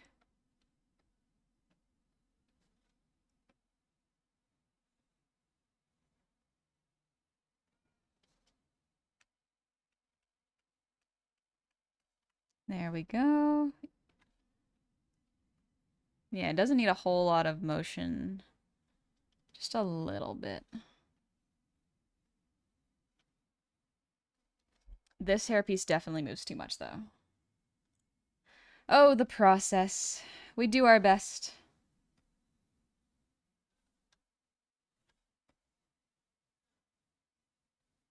Ooh, I want bibimbap. That would be good. Clever. Hard take as a writer. D&D magic is lame as hell. The most interesting kind of magic is when it's given hard limits, even when the hard limit is based solely on wealth inequality and what you can afford. Yep. I agree. Magic can be interesting, but if magic is a fix-all for everything, think about the repercussions that would have on the world. You know? People wouldn't focus on many other things aside from magic. They would discriminate against people who don't focus on magic, you know? It would lead to kind of a cult of magic only, you know? What's the point of being a hero that can smash your way through problems with force if you can just blast them with magic constantly? Could make a very interesting, what's it called? Faction, where they just focus on magic. But yeah. Wizards only, fool. Hello, Guru. Welcome. You like how they don't teach math at British magic school? Yeah. Yeah. Pretty much. In a society of magicians, they don't teach math. They don't teach cooking. They don't teach anything that isn't magic related. And it's like, no, you're good. Like, these kids are gonna fail. These kids are gonna fail at life if they're not rich and don't have nannies to make them stuff. Even then, in a world where magic is so important, why would anyone learn anything else? The economy wouldn't make sense. We're talking about Mashley's word of magic where everyone is magic. If you don't, you're a mistake. No, I was talking more about Harry Potter. Like, it's a world that doesn't make sense. The world building is not good. Think about it. They have a teleportation system. They have 3 teleportation systems as far as I'm aware, where they just whisk their wand and they just apparate where they need to be. They have the flume, which is the cool one, which I think they should have kept, but they never used after the first or the second movie, where they just go into a particular chimney, say where they want to go, and then they appear there in a different chimney, you know? That apparate, flue powder, and the other one. I think there's one more, but like they don't explain. They expect to have a magic system that explains why they can't do things, but it feels like where she was making up the rules as she went and had no foresight or planning. The first movie worked as a nice whimsical adventure, but then it kept going. I think it was the one of the earlier symptoms of the this has got to go on forever. This has got to make a lot of money sort of series, you know? Oh, port keys, yeah. Jeff, they could have said it's how Santa does it, but no, yeah. Absolutely. Also, like, then you get into the problem of, like, there's forbidden magic spells, and it's like, okay. Has there ever been a wizard war? Like, what brought on these spells? You know? I love Brennan's thing about they can teleport anywhere, but they send their communication using nature's slowest bird. They do! They do! That's the whole thing. It's like there's no sense to it. Kind of feel like, well, doesn't that make the entire argument moot? But I feel like most people who bring up that whole, well, why don't you just fix your disability for magic, are usually just doing that in bad faith to invalidate disabled folks in the very same. Yep, absolutely. People who argue about that are not to even be let at the table, honestly. Like, you can try to explain them gently, but if they keep insisting, it's like, dude, get out. Dude, let people be the OC they want to be, so long as it doesn't affect the other character's existence, you know? Majorina is canon to Harry Potter. I do like Majorina. That's a fun game. And Omega Dren, thanks for the hydrate. Drink, Cody, drink. Yeah.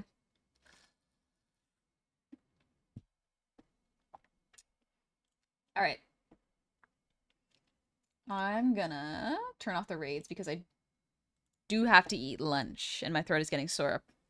We are almost down and done this angle.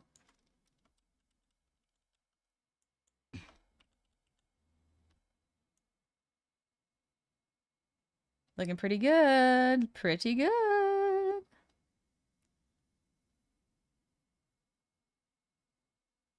Excellent. Head angles take a little bit, but they're rewarding. Because here's the other thing. We haven't even done the combination angles. The combination angles are broken. I gotta manually fix all of these. So this angle, the up one, they're not done. We have just done the up, downs, lefts, rights. We gotta do the combination angles. The fact that the very special boy is a legacy admission who doesn't care about academics, only wants to do sport, marries his high school sweetheart, and becomes a cop. Yeah. Yeah. Great writing, JK. Like, don't get me wrong, writing's hard, but like, there's so much damage she did. Jeff, God knows me and my friends recreated the fights with Roman candles. Don't play with fireworks. The Harry Potter fights with Roman candles? That's pretty funny, actually. That's pretty funny.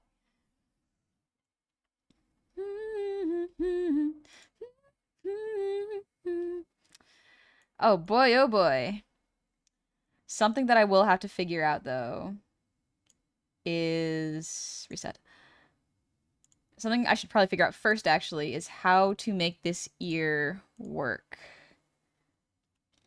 Emanon Riddle, thank you for the resub. Happy 4 months. Welcome on back. I hope you're having a lovely time. Because let's see. the ear here. Can I change the ear depth? No, I don't think I can. That's fine.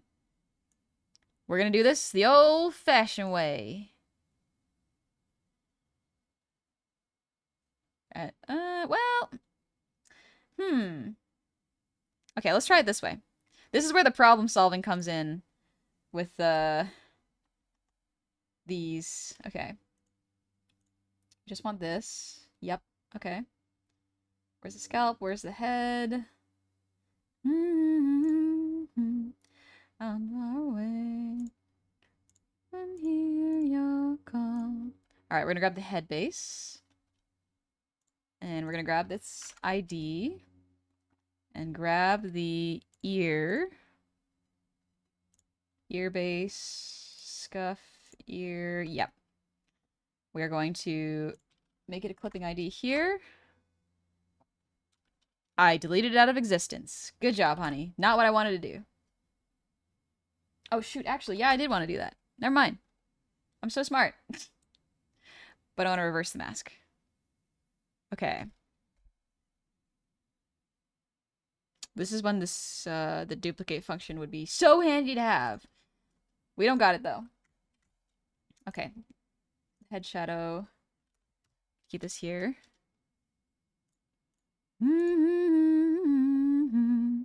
Okay, if it's like this, let's change the layer order of this. Do I want it? We're gonna add it above the scalp. Okay, okay. This is not bad. This is not awful. So we're gonna see what it looks like above. And what I'm going to do is I'm going to create another masking layer for it. How do I do that? Okay. Because you see, it doesn't quite work this way. So let's put that back. How? Because I can't really get away with this. This is too awkward of an angle, so we don't want that. This is fine, so we don't want to change anything at this angle, but we want to change something at this angle. So great, well, thank you for the 200 Chinese. It's very kind of you. Back to watch beautiful artist at work. Thank you. My favorite part of the whole series was that there's a whole generation of adults that have been through it and were willing to do everything they could to help kids going through their same struggle. Like, how does that story come from a person like JK? Part of me is like, how much of the work was her editors going like, okay, but in order for this story to make sense, you have to do this. She was like, fine. You know?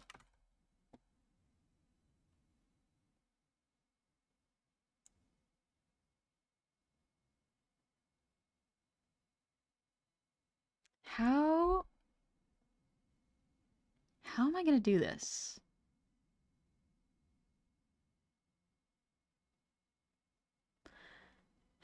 How do I make this work? Okay. Because this is an acceptable one. Oh, gosh. Esperlin, thank you for the 5 gifted subs. You started the hype train. Thank you very much. I do appreciate it very much. That's very kind of you. People change over time. I think JK wasn't this mean or cruel 20 years ago. Maybe not. I wonder if she's one of those susceptible, like, boomers that was like, the world sucks because of the internet now. And it's just like, it made her jaded, you know? Choo, choo, choo, choo. Sorry, I'm trying to figure out this ear. Trying to figure out how to make this ear look good.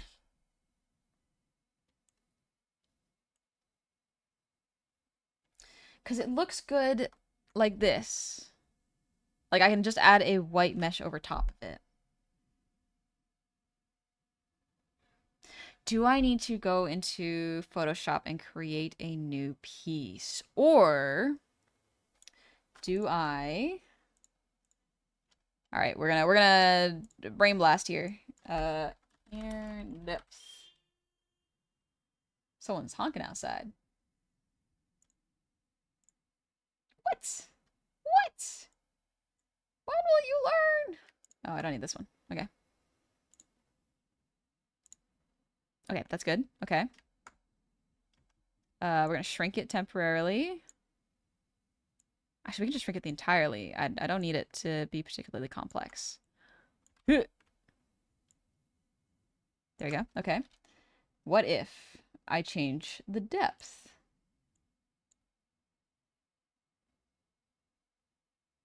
Oh, wait, that's in the beta. Never mind. Can't do that. That's not in this version of Live 2D. And I can't use the beta because it's not supported by VTube Studio yet.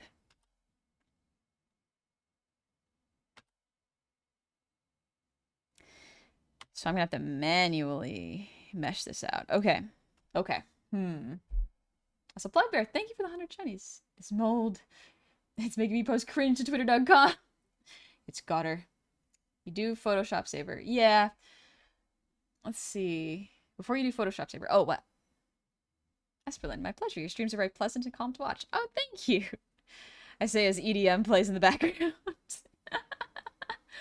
I'm glad you like it. That's very kind of you. I really appreciate it. Lets me keep doing this.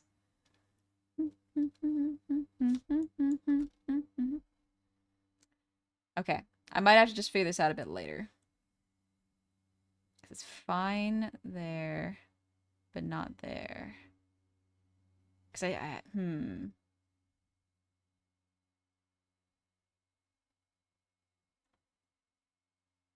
If I mask the line art and the hair of the scalp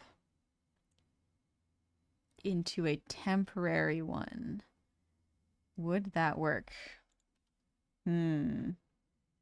Oh, that could be a lot of work. Let's see. Would it be efficient, though?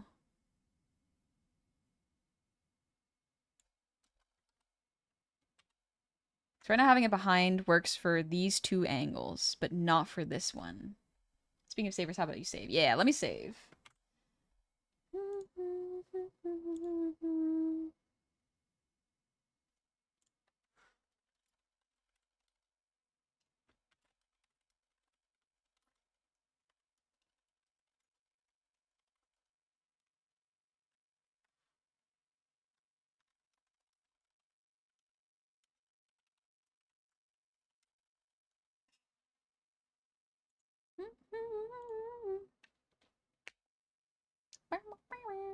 Never got the notification, missed it. That's okay. Sometimes Twitch does that. Let's see. Reset to default. Because if it is here, does it actually... Well, if it overlaps still...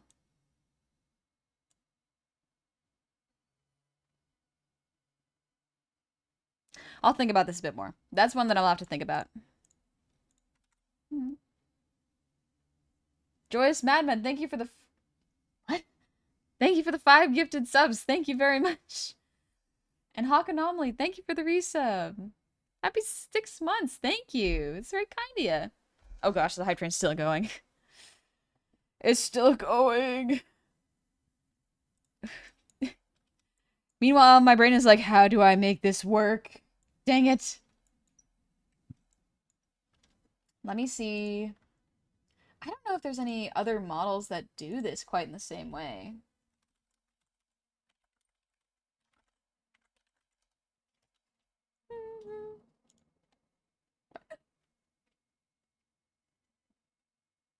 Hawk Anomaly, thank you for the 5 gifted... What? Thank you for the 5 gifted subs. I really appreciate it. That's very kind of you. Sorry, I'm looking at reference right now.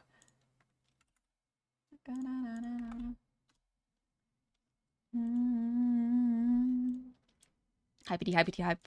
Hype, hype, hype, hype, hype. Maybe instead of worrying about that ear for now, I can do the angle Z physics. That's an easy one. You know what? That might be an easier one to do. Let's do that one. So we need to grab all the head pieces and then just put them in this head rotation. Because the head rotation is something entirely different that I can just do myself. So, why does it go up there? Fun thing that you can do with the head rotations that make it look good. First off, usually the neck is around where the lips are. So that's just easy.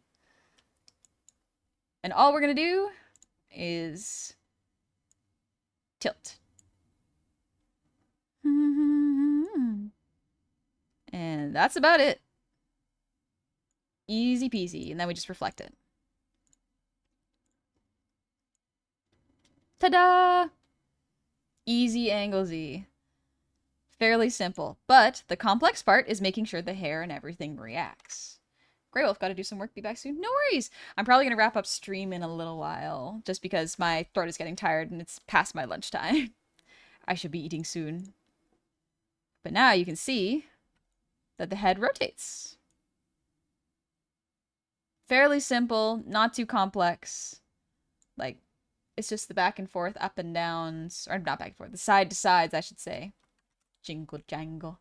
Leroy Gherkins, thank you for the sub. Welcome on into the oh gosh, Zane Zero, thank you for the resub. Happy 19 months. Welcome on in. And my brain got fried for a second. Oh gosh, I thought of too many things at once. I glimpsed behind the scenes the magic at play behind the gorgeous cobble model. Cool. Yeah. This is for Zozo Horror Show. Horror Show. Horror Show. Does that sound right? Sometimes I worry about my accent making things sound wrong. Can you feel the rush now? So now we are going to get the braid to react.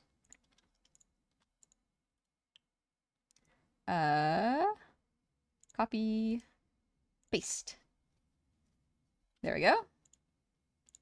Set to default and do not connect there. We're gonna make this a braid Z layer, save it.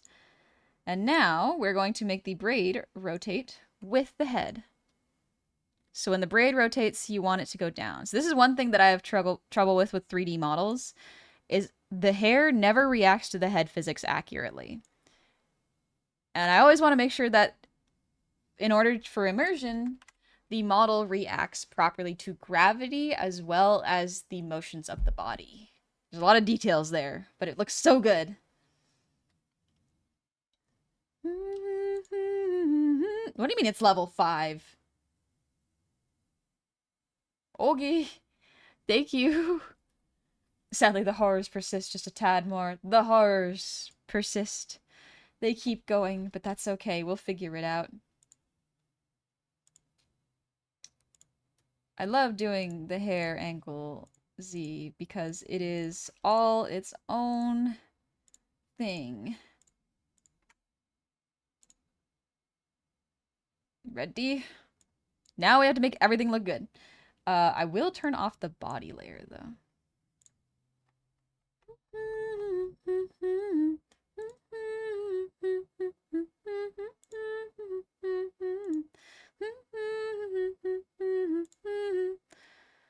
There we go. All right. Wait a minute, I looked away for a second. Zane Zero, thank you for the 2 gifted subs. And now it's a level 6 I've trained. This is my small amount of hair. A little bit of hair. Thank you, Zane. Thank you very much. If any of you are into D&D as much as I am, and you want something different and you're okay with homebrewing, I'm getting a kick out of these living spells that I'm using for my big bang. Ooh, big bag. Sorry. I don't think I've heard of that before. It's been a while since I've been in the D&D scene. I'm so for real. No! I messed up! That's okay. I'll cope. I'm spiraling in ecstasy. I'm drowning in my apathy. I'm draining for birds we might see. So we're basically just making the hair react to gravity. If it doesn't do this, it looks a little uncanny when it tilts. So instead of it moving immediately with the head, I'm going to adjust the physics so that it looks more natural. It's not just going to immediately tween itself into this. It will have physics to it. And that's the important thing. If it just moves immediately like this, it doesn't look natural. Inertia! Yeah, exactly. Dio the Bear, thank you for the gifted sub. Thank you so much. It's very kind of you. Hope the queen is rational. Can I mirror this?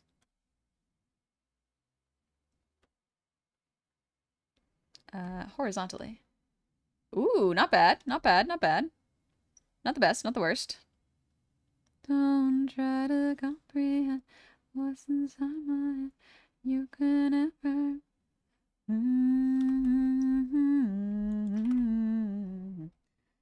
Glad to catch the stream today. Catch you next time. Thank you. I stream on Monday at 6 p.m. PST or 9 p.m. EST. So that's the next one. Thane the Tree, thank you for the sub with Prime. That's very kind of you. Thank you so much. I really appreciate it. People sub with Prime, and I'm like, that's flattering. That's your one free sub. That's cool. That's very kind of you.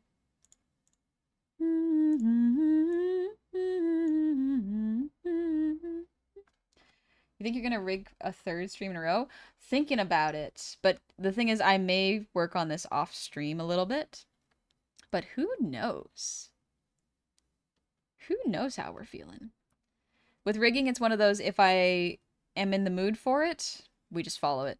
We just go with it. It's better to do that sometimes. Can't mirror this because it's asymmetrical. Can only mirror a couple of things. There we go. Oh, right. This is Abyss's song, which is fine.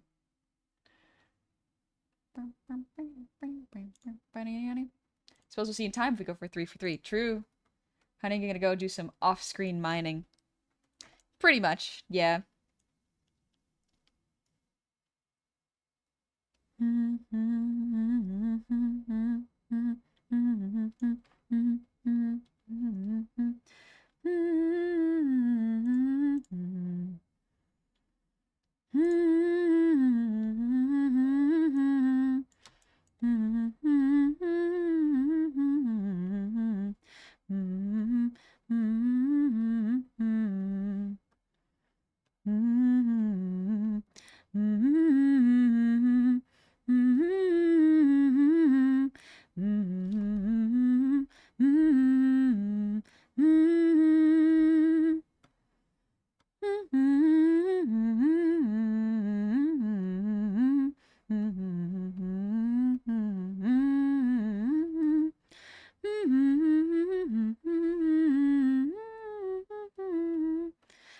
Man, Chainsaw Man is good.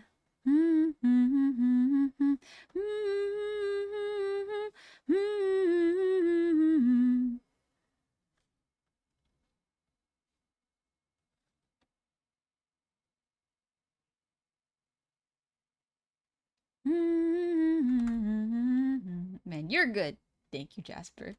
Thank you very much. And thank y'all very much for that level 6 hype train. I really appreciate it. That's very kind of you. Love how smooth your avatar is, to be honest. Thank you. I'm making an avatar that will probably be smoother and better than my current one. Because this model, the angel one you see before you, this one is over a year and a half old at this point. Almost a year and a half old. Just think about how good and smooth this one will be. I've learned so much. Na na na na na na na na na na na na.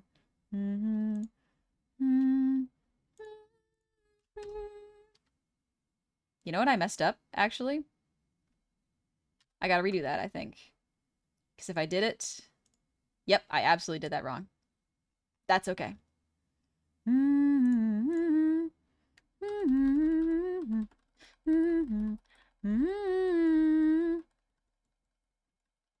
I made it on the wrong warp deformer. I put it on a physics warp deformer rather than a actual motion warp deformer.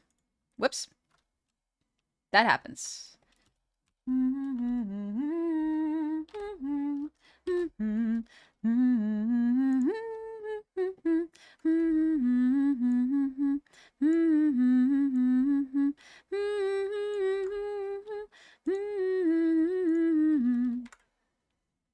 you have the mouse set to tilt with the head turns?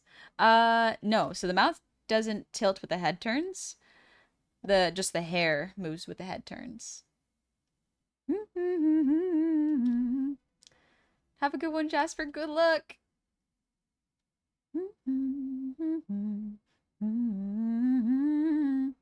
So I started streaming originally talking about political junk before I got totally burnt out on that and moved on. Yep.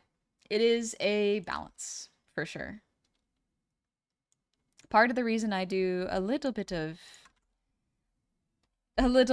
ranting in a very safe way is because for me it is to weed out the people who are not welcome here, you know?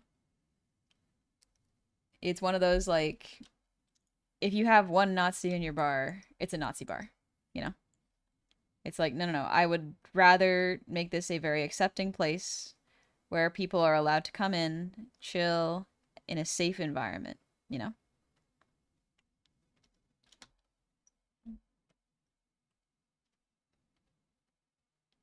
Because if you bend towards people who are very hateful and discriminate, it just cascades from there, you know?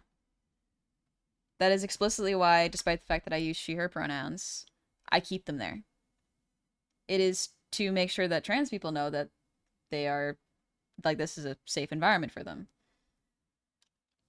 It's to make sure people know that this is a place where LGBT people are very much accepted and welcomed. Usually, the gauge for whether someone is cool is how cool they are with trans people. Generally, there can still be some, but like one of the big ones is the trans community, you know? You can have someone who is part of the queer community, or I guess the gay community, and if they're not cool with trans people, they're not cool with me. Like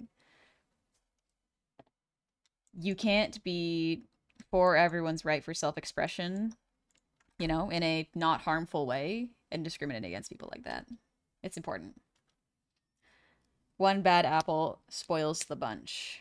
And a lot of people use that saying to go like, "Oh, it's just one bad apple." It's like that's the whole thing though. One bad apple spoils the bunch. Yes, there are good apples, but if you allow the bad apples in, you know, the ones who are hateful and don't enjoy tolerance, then it just gets awful from there.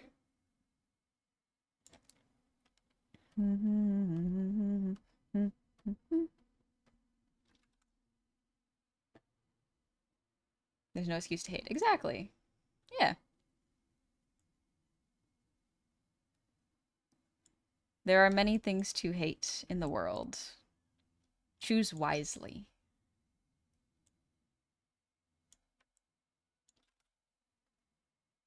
If they're good apples, they should be kicking the bad apples out. Yep, I agree. I think either educating the people who are potentially ignorant. That's why I try to make sure I don't immediately go like banned. I do my best to go like, well, we don't do that here for these reasons. Because shame has never really worked in making someone change their mind. It just drives them away further into the you know, the hateful area. Giving people the benefit of the doubt as much as I can, you know, I think is better. Because it is important to go, hey, maybe this person just hasn't been exposed to a more accepting and tolerant community, you know? On a totally unrelated tangent, remember to never talk to cops, folks. Yeah, be careful talking to law enforcement. Be very cautious with that. It's it's rough. It's rough out there. The expression isn't one bad apple, no big deal. There's lots of good apples. Why are you focusing on the bad one? Yeah, that's not the saying exactly. All right. We've done this one. We've done this one. We've done this one.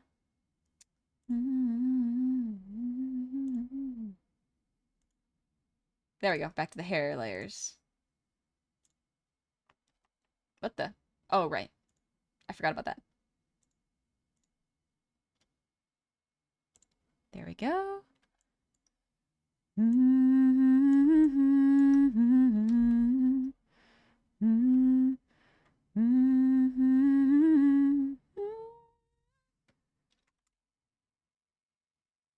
If possible, we should teach and educate to change that hate to love. We should. Yeah.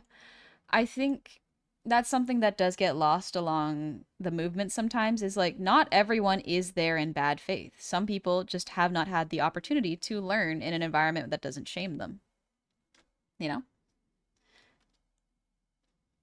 Think about when you're a kid and you learn something or do something bad. Shaming you into not doing that anymore doesn't usually work. Usually it just means you avoid that person who shamed you, you know? If you did something like break a plate in your parents' home and you told your parents and they yelled and berated at you, you're probably not going to tell them when you broke something again. If you break something, you're just going to hide it from them, right?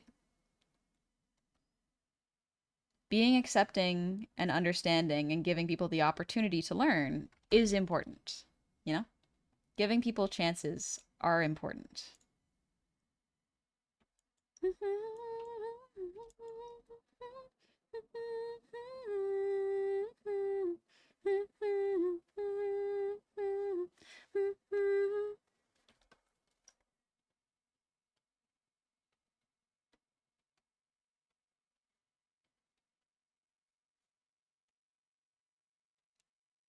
Push down a little bit.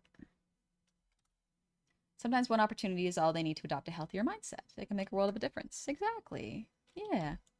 As I sit here watching the mouth not move. Sometimes my mouth doesn't move. Sometimes I mumble a bunch. Also, Kombermuk, thank you for the resub. Happy 7 months. Thank you so much. 7 months ago. It passes fast, huh? And Grail, thank you for the 200 shinies. Friends or enemies cherish them. You made them. Yep. If the person is given their chance and they spit in your face, then you don't owe them anything anymore. Yep. Before you do anything, extend a hand, you know? So long as it is safe enough for you to do that.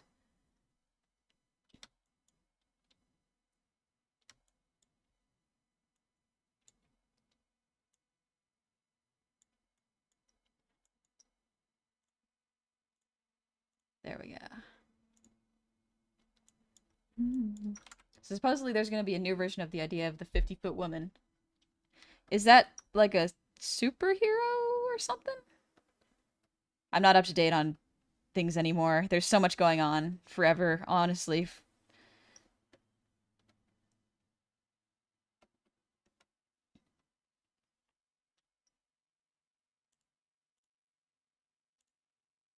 Zozo, nap time. Have a good rest of y'all's day. Take it easy, Zozo. You do what you gotta to rest. I was never up to date on anything. Me too. Or it'll be like an old monster concept, and now there's gonna be a new idea of it. Oh! Wait, wasn't that the Monsters versus Aliens?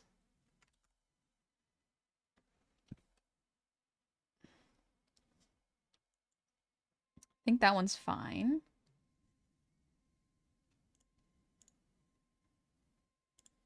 This one...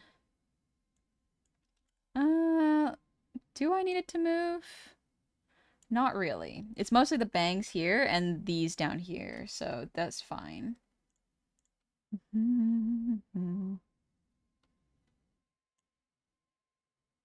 Yeah, that one's okay. This one... I think I can also get away with that one. Gotta choose your battles. This one is fine. The back hair, though, is the one where I have to do that. Because if you look at this one curves a little too much. We want it to sit comfortably when the head tilts. Because otherwise it's going to look too stiff.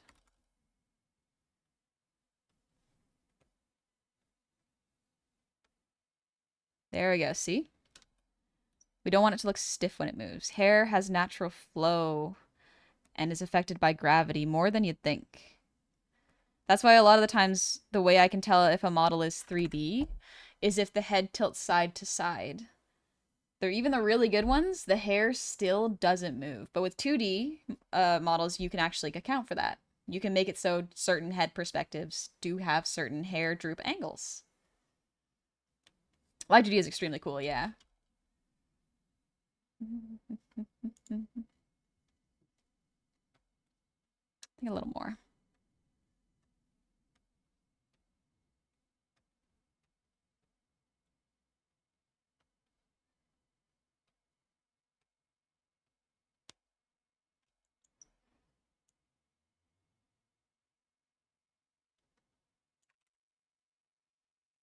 Hair is like a separate wild creature. Drawing it is difficult, but if you can do it well, it's pretty cool. All right, this is fine. This is where it has to droop. Actually, no, the other one has to droop too.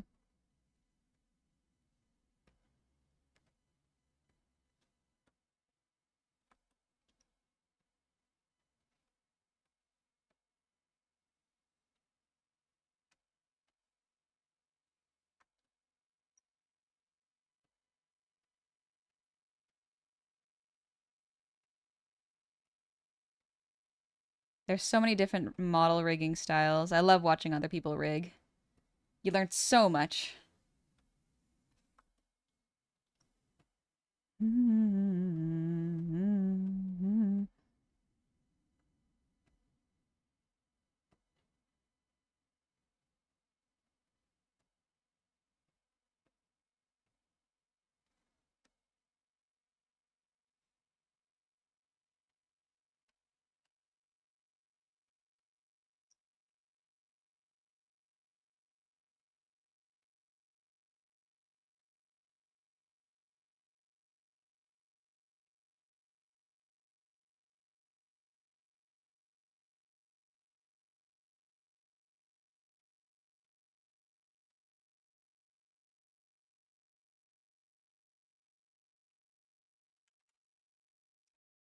I know how to draw it. I like the hatching or details. I'm seeing a lot of art recently. Yeah, there's a lot of really cool ways to do art, like hair art. Sometimes you see like this is just flat white with the hair texture in implied by the dyed bits. Sort of similar with my hair. It's like it's flat with the exception of the lighting and the shading. Do I know how to do it? Not really. I do it in a way that just works for me. Best I can. But that's all really.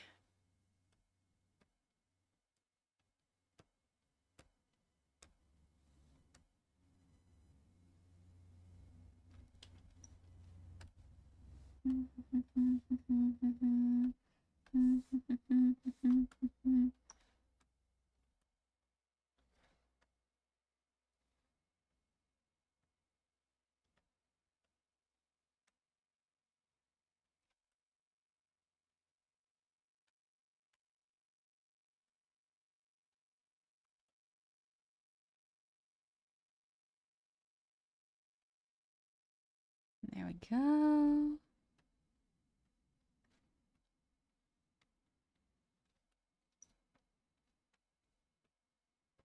Sorry, I locked in again. My bad.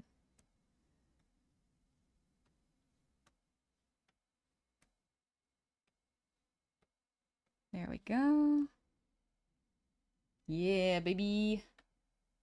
Let's go. Depending on the style and the type of hair, there are tips and tricks to do it. My brain gets bigger every time Honey streams, always learning something new. Oh, thank you, Johnny.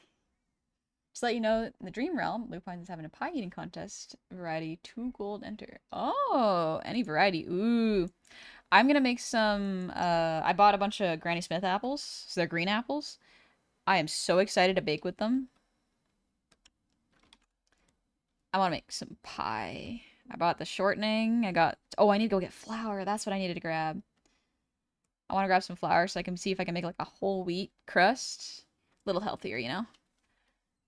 We shall see. Oh, apple pie. Yummy, yummy, yum.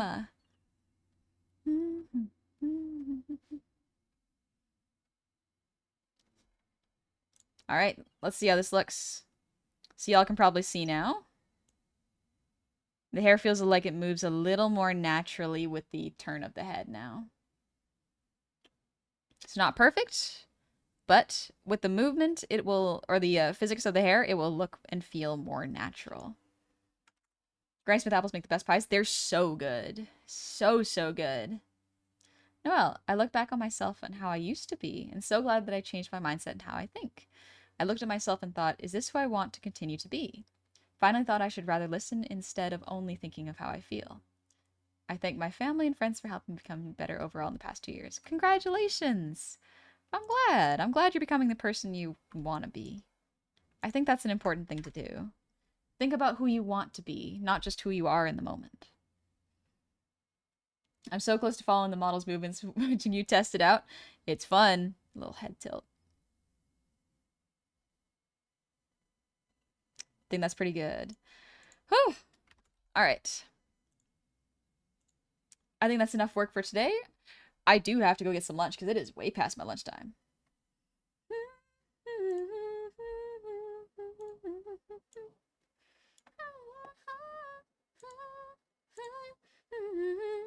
Oh, again, strawberry rhubarb. Ooh, that's a good one. That's a real good one.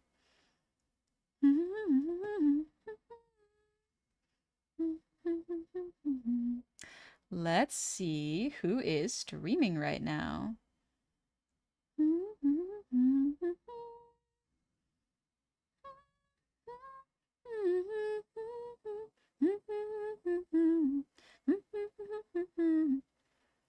Ooh, here's someone we can visit. Let me just make sure. Yeah, okay. Excellent. Let's go. It's 1 p.m. Yeah. Feel like it was 10 a.m. Yeah, my brain is like, "Oh yeah, that's fine. We're good. We're all good." Oh, but it got distracted. So, let's go visit someone who just started streaming an hour ago. Perfect.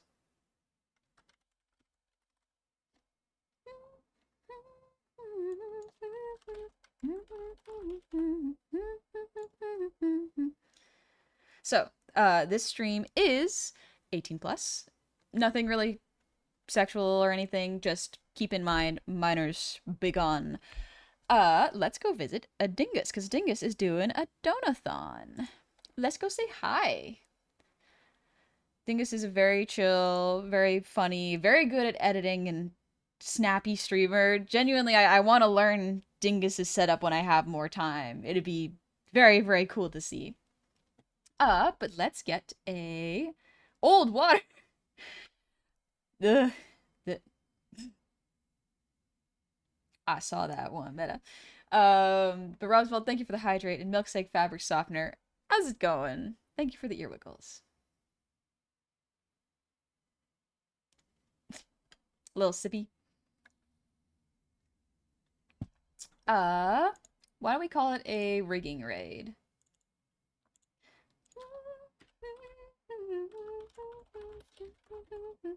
That's how you spell raid. That's how you spell raid. But I am going to be streaming Monday at 6 p.m. PST or 9 p.m. EST. And we're either going to be just chilling, doing some art, or doing more of this rigging, depending on what I do. So, rig 'em like one of your French girls. Yeah, baby. But yeah, I will see you all soon. Thank you so much, Roswell. Thanks for the posture check. I will see y'all very, very soon. I hope you have a lovely, lovely weekend. Ugh. Make sure y'all take it easy, okay? Have fun over at Dingy's place. I will see y'all very, very soon. Have a good, oh my gosh, September. Bye-bye.